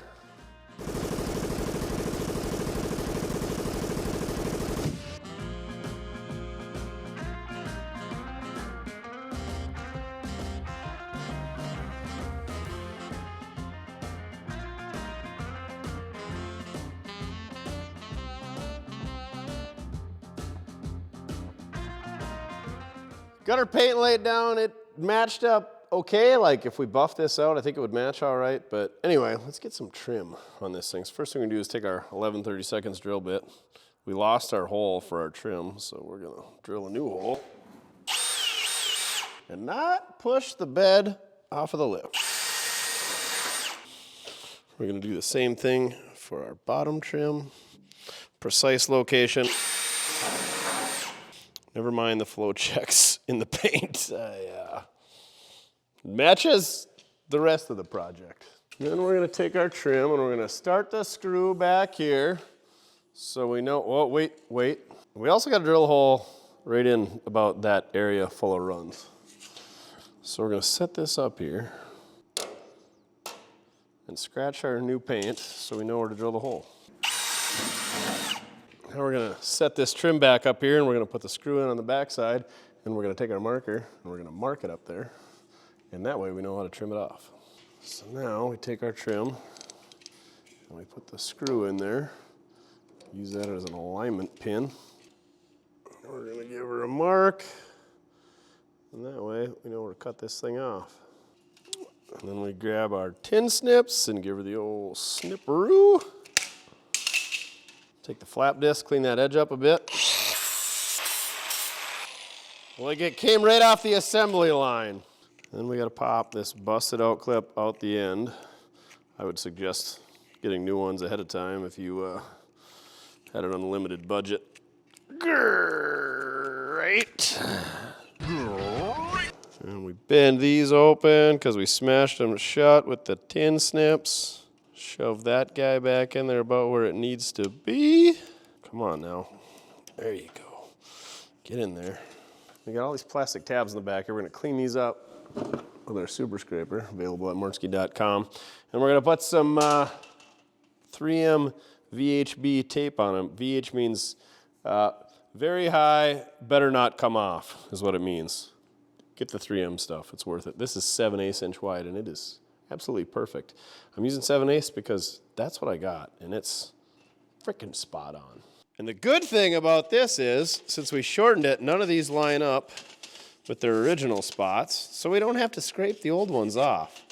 So if you really wanted to be a professional, you would scrape the 3M tape off of your gall dang it. The gall dang it I hate about these is, it's so hard to get the red part off to stick them on, but such is life. It's pretty dang good stuff until you drop it on the floor and get it all full of dirt. Oh well. It'll match the rest of the project that way.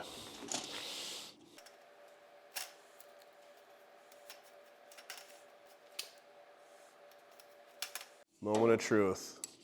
Does the camera pick up how amazingly flawless that color match is? Yeah. Either need to miss the rest in or buff out the bed. So be determined. Now you just press it up there. With the very high, better not come off tape. And this one little cruddy tab up here that's busted. Perfect. Good enough for the girls we go with. Oh my gosh, this thing looks so good.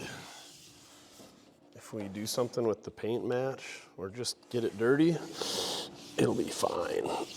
I like it. Obviously, these kind of got a sharp edge on them, but what do?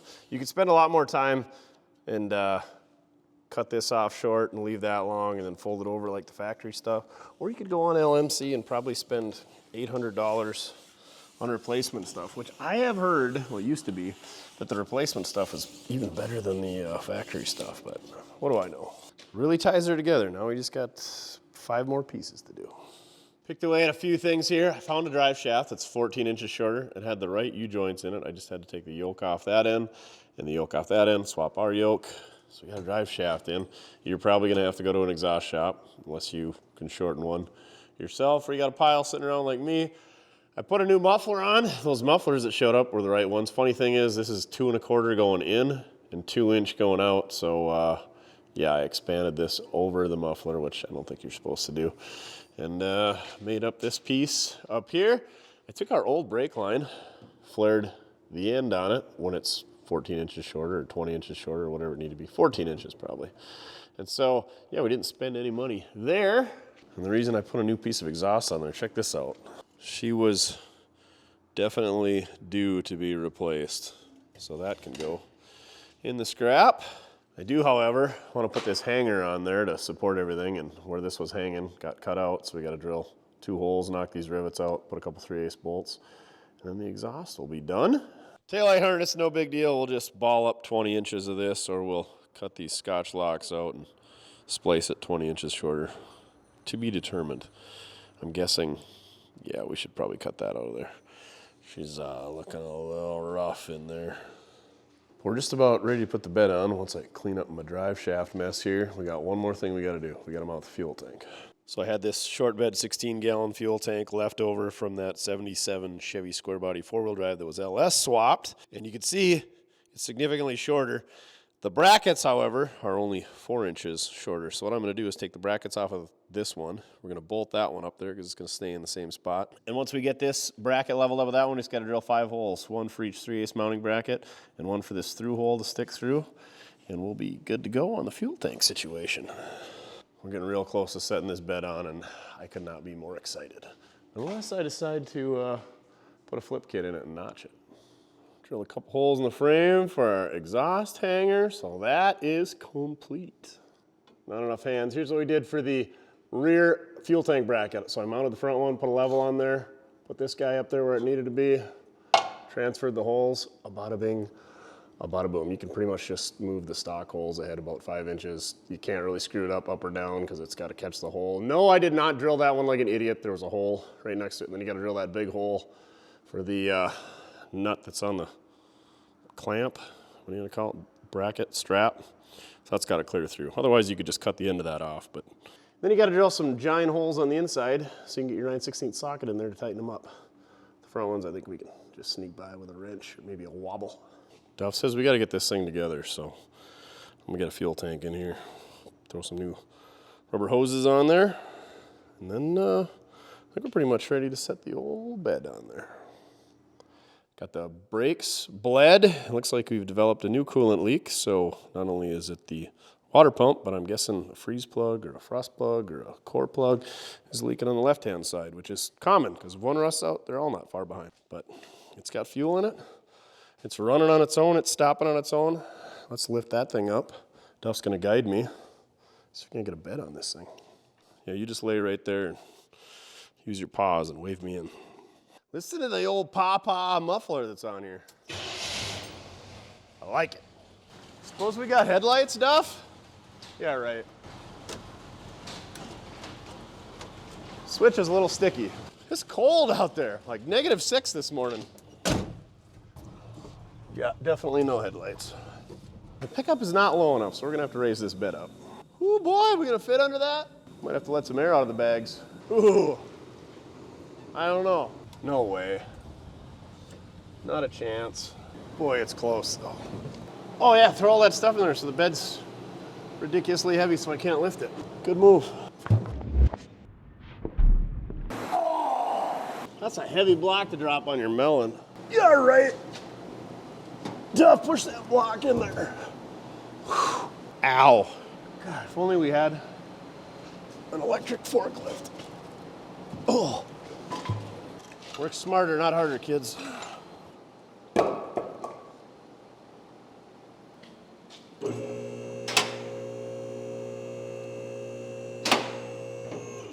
I got a feeling this still isn't gonna work. These arms are gonna get in the way of the wheels in the pickup.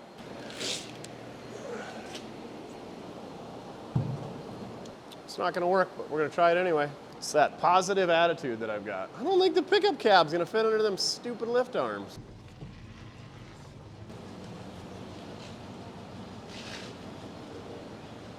Nope. I told you it wasn't gonna work. Let's turn our marker lights off because the headlights don't work. In hindsight, I should have done this all backwards so that I could have just backed the pickup in. So either pick it up with a ray and move it, or remove a whole bunch of crap.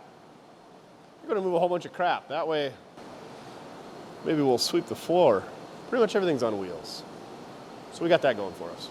It's been a day or 3 since the old Master Force has moved. What kind of goodies are under there? A whole lot of Duff hair, I bet. Nothing in the mousetrap. Another tech tip. Make sure everything in your shop's on wheels so you can move it. Even your cars.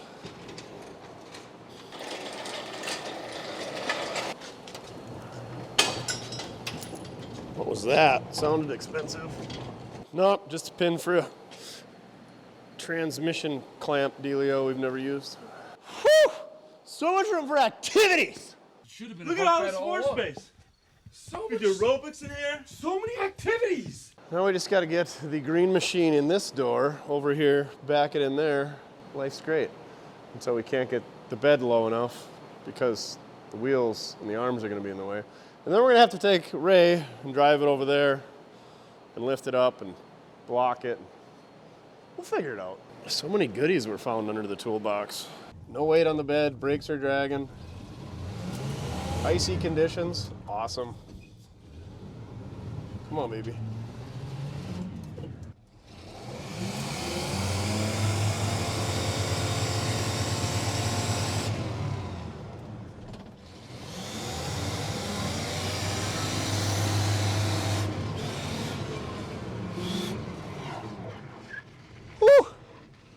She's got a good tranny in her, I'll give it that. Old hard tires, ice, dragon brakes, terrible combination, no weight on the bed. What's the temp gauge say? It's probably saying, don't do that again. Can we fit through there? Ah, floor jack. We'll get it. The short beds are so much more nimble. Oh, definitely should have swept. Now I gotta drag this floor jack over all this dirt.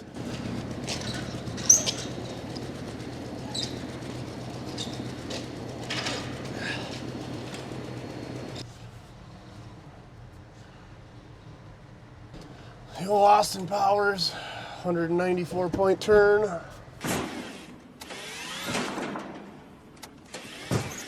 Oh, we're gonna get this.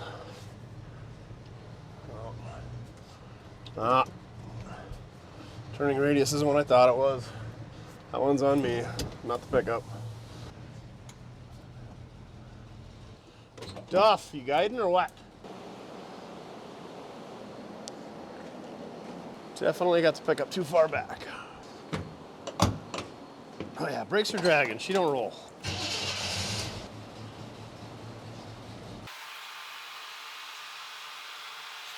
Sure wish those wood blocks weren't under there. Who put those under there? What a terrible idea. Alright, it's time for Ray to save the day. What do you say? Grab some hay. I just may. How about I just go eat some hay? I can make things out of clay and lay by the bay. I just may. What do you say? Oh yeah, that sounds like dead battery for sure.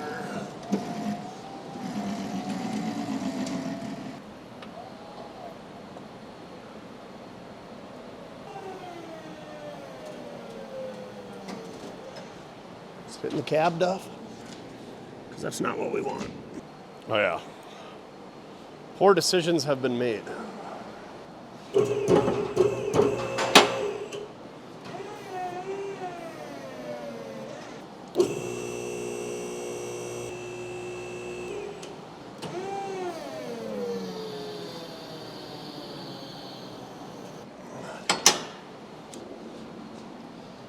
Do not ask me what I'm doing because I have zero idea. But it's working well for something.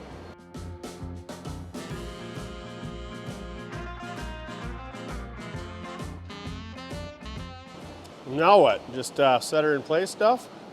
Yeah, easier said than done. Whoops. Okay. Now we just got to get it off of the lift somehow. Can I just hold it and slide the forks out? Nice. Except there's blocks of wood under there now. Oh, I can fix that. Wood blocks be gone. Got it. Oh, now our forklift is dead. Gross. What if I push out and back at the same time? There we go. There we go. Come on, Ray. You can do it. Got it. Now we just got a dead forklift in the way. Why is that sitting so terribly?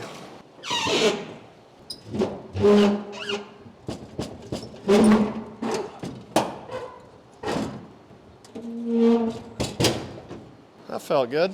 This thing's gross. It's way too high. It's got a fat stack of leaves on the back. Can't even look at it. I don't even want to bolt the bed down. I just want to take it right back off and put a flip kit and a C-notch and shock extensions and go ahead and cut 2 coils in the front, some new shocks up there. I can't. This thing's terrible. It's so terrible. The stance is horrendous, but it looks cool. Cooler than it did.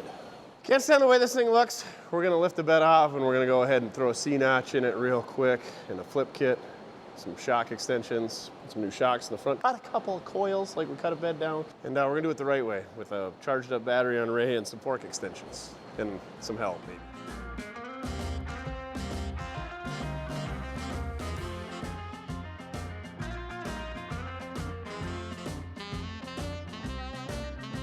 If you haven't been following the channel for long, we lower everything, especially square bodies. We've done a bunch of these. So you can do this for 231 bucks. Well, let me show you how. Most expensive part, these nitro drop shocks. They're an 8005 part number. They are $65 a piece. So that is 130 of our $231. You can check them out on Amazon. I'll try to remember to put a link in the video description. Up next is our C-notch kit. This is an eBay special, 47 bucks. Comes with hardware and some plastic knobs that they call bump stops. The hardware is pretty much terrible on these, but this is what you're buying right here. These are bolt-in. You can weld them in. They're a pretty decent product. Hardware sucks, but it's 47 bucks. You can't hardly mess around making something for that. Up next on the list, also off eBay, 34 bucks is the flip kit. You get a new saddle to put on the bottom side of your rear end, and you also get a new spring plate. You can buy more expensive ones with better brackets. You can buy weld-on brackets. You can buy ones with the right size holes for your spring. You can get them with U-bolts. That's what I would suggest, because the U-bolts are usually pretty rusty on these. Pay up for this, but 34 bucks, it'll get us by. And last but not least on the list, coming in at a whopping $20 also from eBay, shock extensions, and they come with hardware. The hardware sucks, just like everything else that you buy pretty much on eBay or anywhere else. But anyway, these keep your geometry correct on your rear shocks, moves them down so they're not running at such an angle. Would be a good time to put new rear shocks on.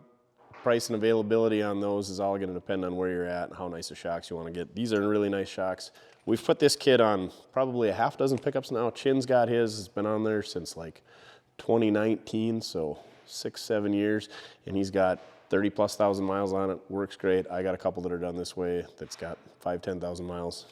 It's awesome. It's budget. 231 bucks. Go check out those videos if you want to. The world's cheapest flip kit, lowering kit. Anyway, I'm gonna go ahead and bang this out real quick because I don't need to beat that dead horse. And yes, go ahead, comment down below how lowered vehicles they're harder to get in and out of. You can't haul anything. The roads are too rough where I live at. They ride the same. They haul everything that I need to haul. If not, I'll jump in the dually flatbed 8.1 square body or my Cummins or the 3/4 ton Suburban with an 8.1 in it. I don't need that stuff. It's easy for me to get in and out of. It's easy to load stuff in. Go cry somewhere else because I don't care. Lowered pickups look good and they're easy to get in and out of. And if it was a terrible idea, I wouldn't keep doing it to everything that I own. So, oh yeah, go look at a car show. Everything there, lowered. Doesn't matter if it's a muscle car or a street rod or what. One other thing to note is this is a heavy half, so it's got a huge stack of leaves. I don't know if it's 7 or 9 instead of 5 or whatever. We might take a couple of those out just to get it a little bit lower and to get it to ride better. Because a fat stack of leaves like that make them ride rough. When done properly, a lowered vehicle rides just as good or very similar to the way they would at stock height. So don't give me that complaint that they ride rougher. If they rode rougher, I wouldn't do it to everyone that I got. And the best part is, if you want to own this pickup, price and availability in the video description, you can literally unbolt all of this stuff. The frame's going to be cut out a little bit, but with that notch in it, it's just as strong as it ever was. And if you really want to, you could cut it out, weld it all back up to factory. So it's not ruining the pickup. You can unruin it if you really, really wanted to. Now I'm going to go ahead and ruin this pickup.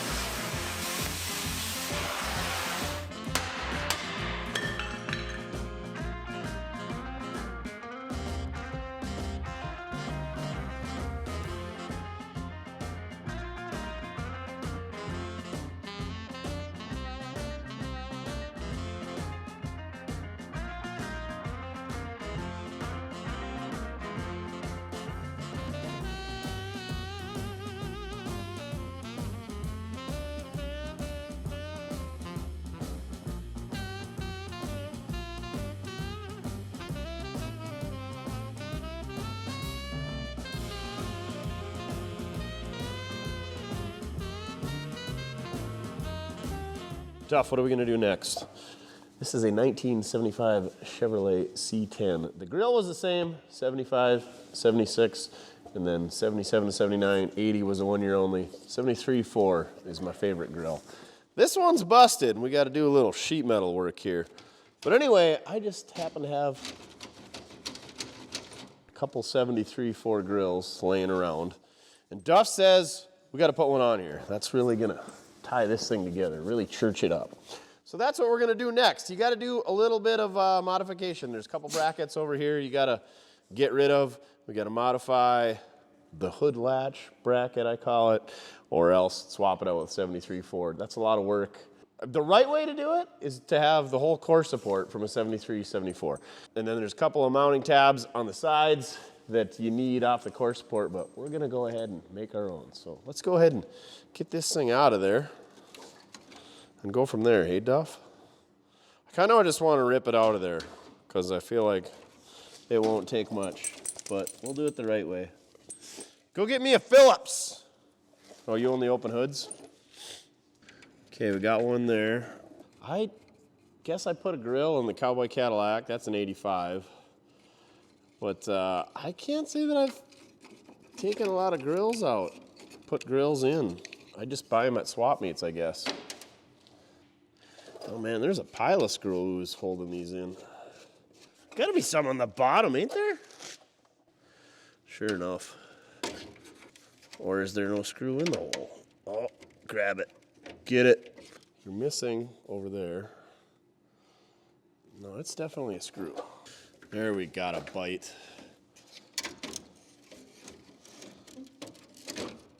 Come on out of there now. I don't know why I'm so worried about breaking it. Oh, the clip was busted, so we didn't need to take the screw out anyway. Alrighty then. Alrighty then. Let's take this bracket out of there and this bracket out of there because our new grill is going to sit in there further and those brackets are going to be in the way. The reason we're doing this is because I like the 73-4 grills. I think pretty much everybody does. They're like the best one. And then the second best would probably be the, 84 to 87. And then, good grief, then it drops off significantly. Chin likes 81s, 82s. Can't say I really do. 80s are the worst. 80 front end's terrible. No offense to 80s people, just kidding, all the offense. And then 75, 76, 77 to 79. Anyway, 73-4, it's the best. That's why we're doing it. Let's pop these two brackets out of there now. Literally, they're just there to hold the grill in, and since we got the grill out, we don't need them anymore. Grill mounting bracket delete complete. I do have a pickup back in the weeds that is a 73-74, so the grill is already out of that one conveniently. So maybe we can just take this out of there and swap it out with that pickup. It's also the middle of an ice storm right now, so it should be fun. Let's practice with this one, taking it out, see what we need, see how hard it is, see if it's worth the effort.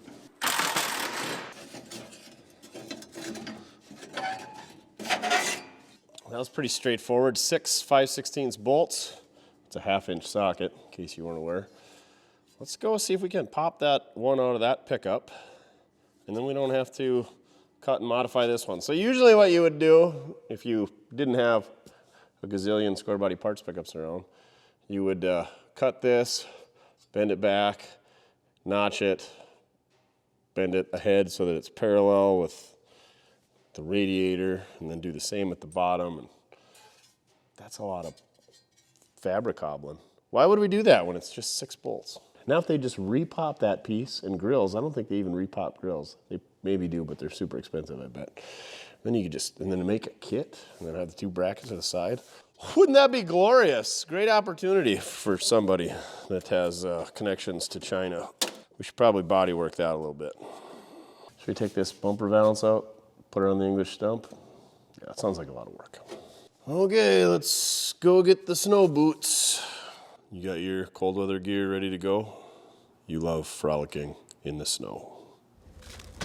Parked all these 58 and 59 and 61 and 64 Chevys here in the way.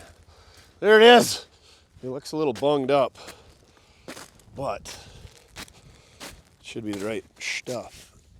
it's really bunged up. Maybe we should go grab a hammer to get at those guys. Or a pry bar. Anyway, oh, it's already loose on the top. How handy is that? So we just got to get, looks like 4 bolts on the bottom. Might just happen to have a bar in the old side-by-side. What's this one? 91, she's been off the road. This is Cheyenne Super. She's pretty loaded up. We might have to cut this one down next. I always like the orange and white.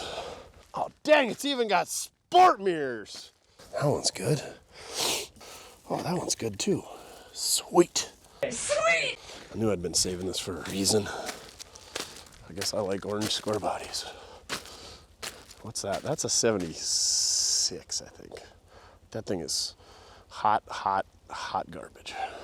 I had to go back and get a wobble and a shallow socket. Oh, this snow is gonna be pleasant after this rain today. There's the brackets on the side that we would need. How hard are those gonna be to take off? Is it worth the effort? Maybe. We'll see.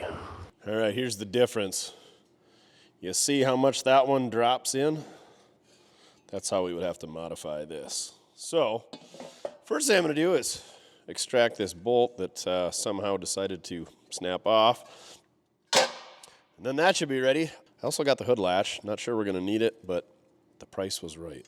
Oh, ours doesn't return. And there was a spring laying underneath the hood. I bet that's what it's for.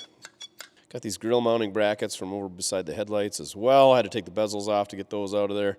I don't know if they're gonna be able to use them because I don't have the clips for the screws that go into there. But that's what you need if you're taking everything apart out of a pickup. Oh, we need clips just like those. This one's missing, and this one's pretty sad shape, but it might work. Good enough for the girls we go with. We can order some new ones and sneak them in there at another time if we got to as well. Let's get these headlight surrounds out of the way. Don't forget the forbidden 5th screw. And then drop it after you round it off. I was really hoping there'd be some dimples, or better yet, some threaded holes in the radiator support here that we could attach this to, but we gotta figure out where it goes. So I think we're gonna just hold off on these, get our grill in there, and then we'll use the grill to figure out where this has gotta go, and then drill our holes, and we'll have to put some nuts on the backside. Better yet, we'll put some rib nuts in there, really church it up. Got our headlight bezels removed, and I went and checked that 79 that we got out back that we stole the bed floor out of, and sure enough, one of those plastic clips that we need for the grill was available. There's 4 that should be there. Only one of them was any good. So I had to take the grill out of that 79 in order to get that plastic button to put our screw into. And also, while I was looking at that thing, sure enough, this stainless strip isn't all bent up. So I took it off there. Guess what? They're different. But I think we can make it work. Let me get this one off here, and I'll show you what's different between a 73.4 and a 79. I don't know if this is gonna work, but it's worth a shot. This thing's got significantly more screws holding it in place. So the 79 has 5 screws across the top, equally spaced. The 73.4 has 7, but also the 79 has 3 more screws along the bottom. So you got, I don't know, 8 versus 7. But you can see how much taller it is. I'm gonna see if we can get this thing to work. Maybe we can slide some stuff around, make it work. Maybe we can't. Maybe we'll just have to try to straighten this out. Either way, we gotta straighten this out. How are we gonna do that? Oh, English stump. If I could just get this to fit on there, I could just conceal it.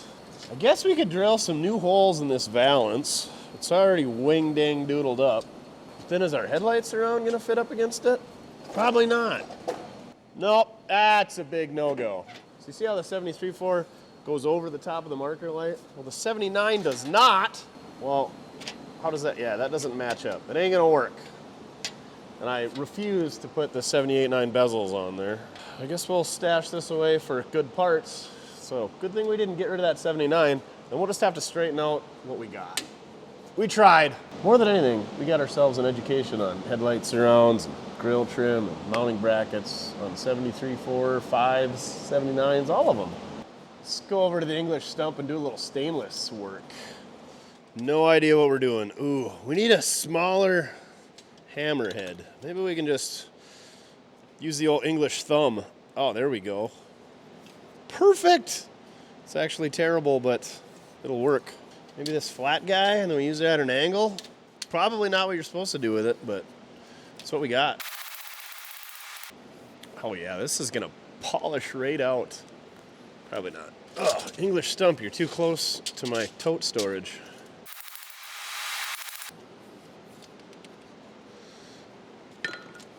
Give her a little twist. Maybe the old English knee. By golly, this thing's starting to look pretty presentable. And I'm not even drinking yet. Look at that. I think that'll do. I mean, obviously, it could be a lot better, but it'll fill a hole until we find a better one. Let's see how it fits up.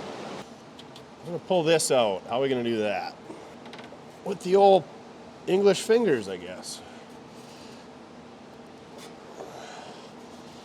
Man, what a flimsy piece of sheet metal.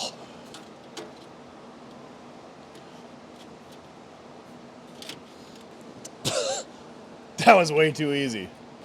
All right, we're getting too fancy here. Let's see if we can tap this out just a hair.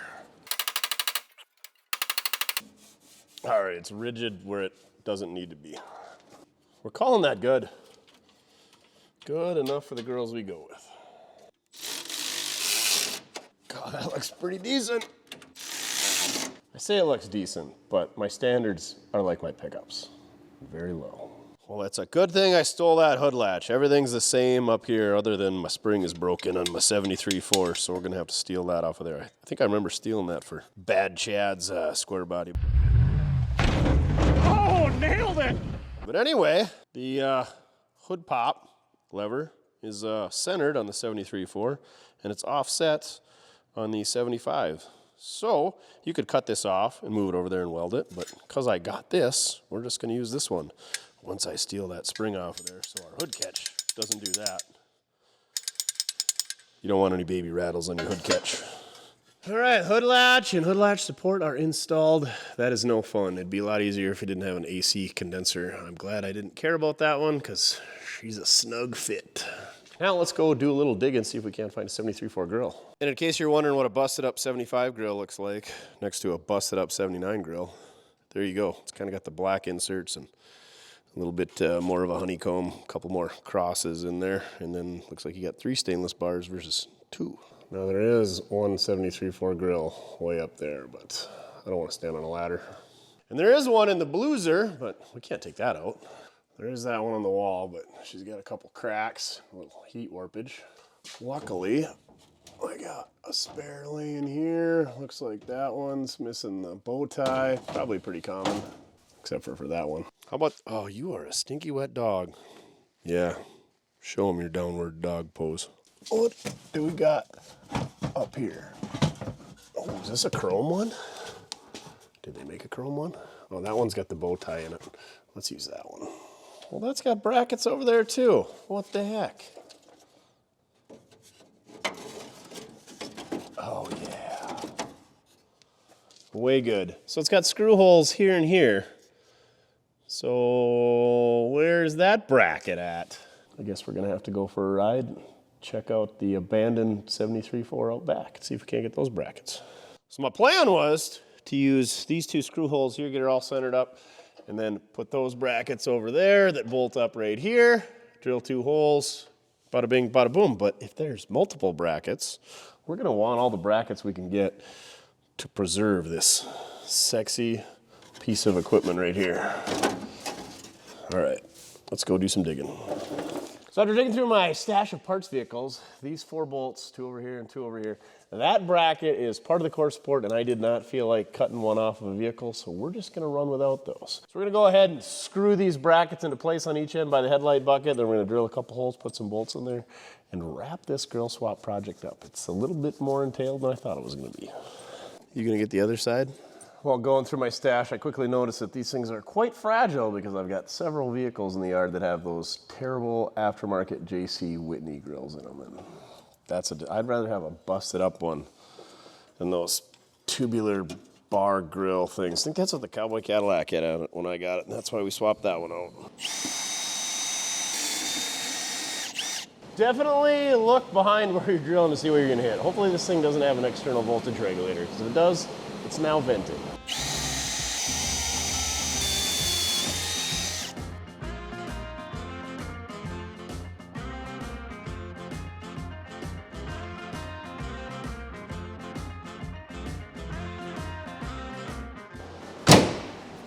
And that's a wrap on a 73 Ford grill swap on a 75 C10.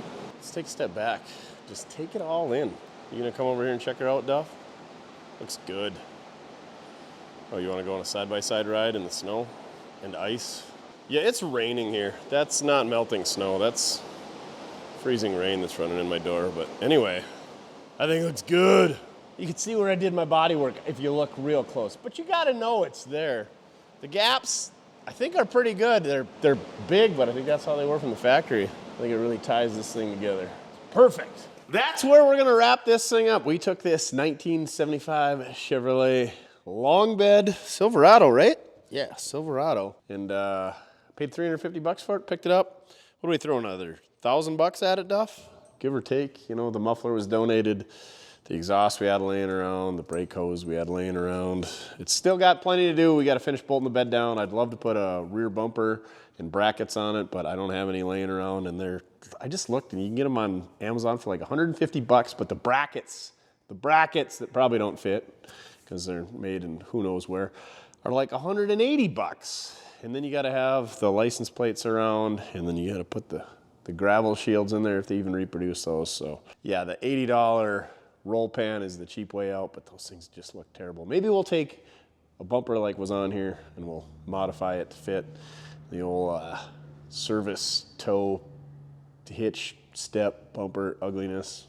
The price would be right. And then I'd like to hook up the electric choke, put a regular air cleaner on it. I got a water pump and a little radiator hose sitting here for it. Maybe get some carpet, maybe get a seat cover. We got to fix the wing window over there. There's plenty of little things to do. Maybe get some sport mirrors for it off one of the beaters in the back, but it's a project. They're never finished. You know, you can always LS swap it and put different wheels and tires and brake upgrades and vintage air and Dakota Digital and paint it and all that stuff. But in a week, with a little bit of help, mainly I did it all myself, but DB helped move the bed around and Chin helped move the bed around and Mojo helped move some stuff around a little bit. But one guy in a week, granted I got a lift and I got a whole bunch of parts pickups out back and forklift and all kinds of good stuff. But you could do this in, you know, a month's worth of weekends and evenings. You could turn a long bed into a short bed, lowered, was it $231 to lower it, plus the cost of the rear shocks. So well under $300 you can lower it. Tires were $300.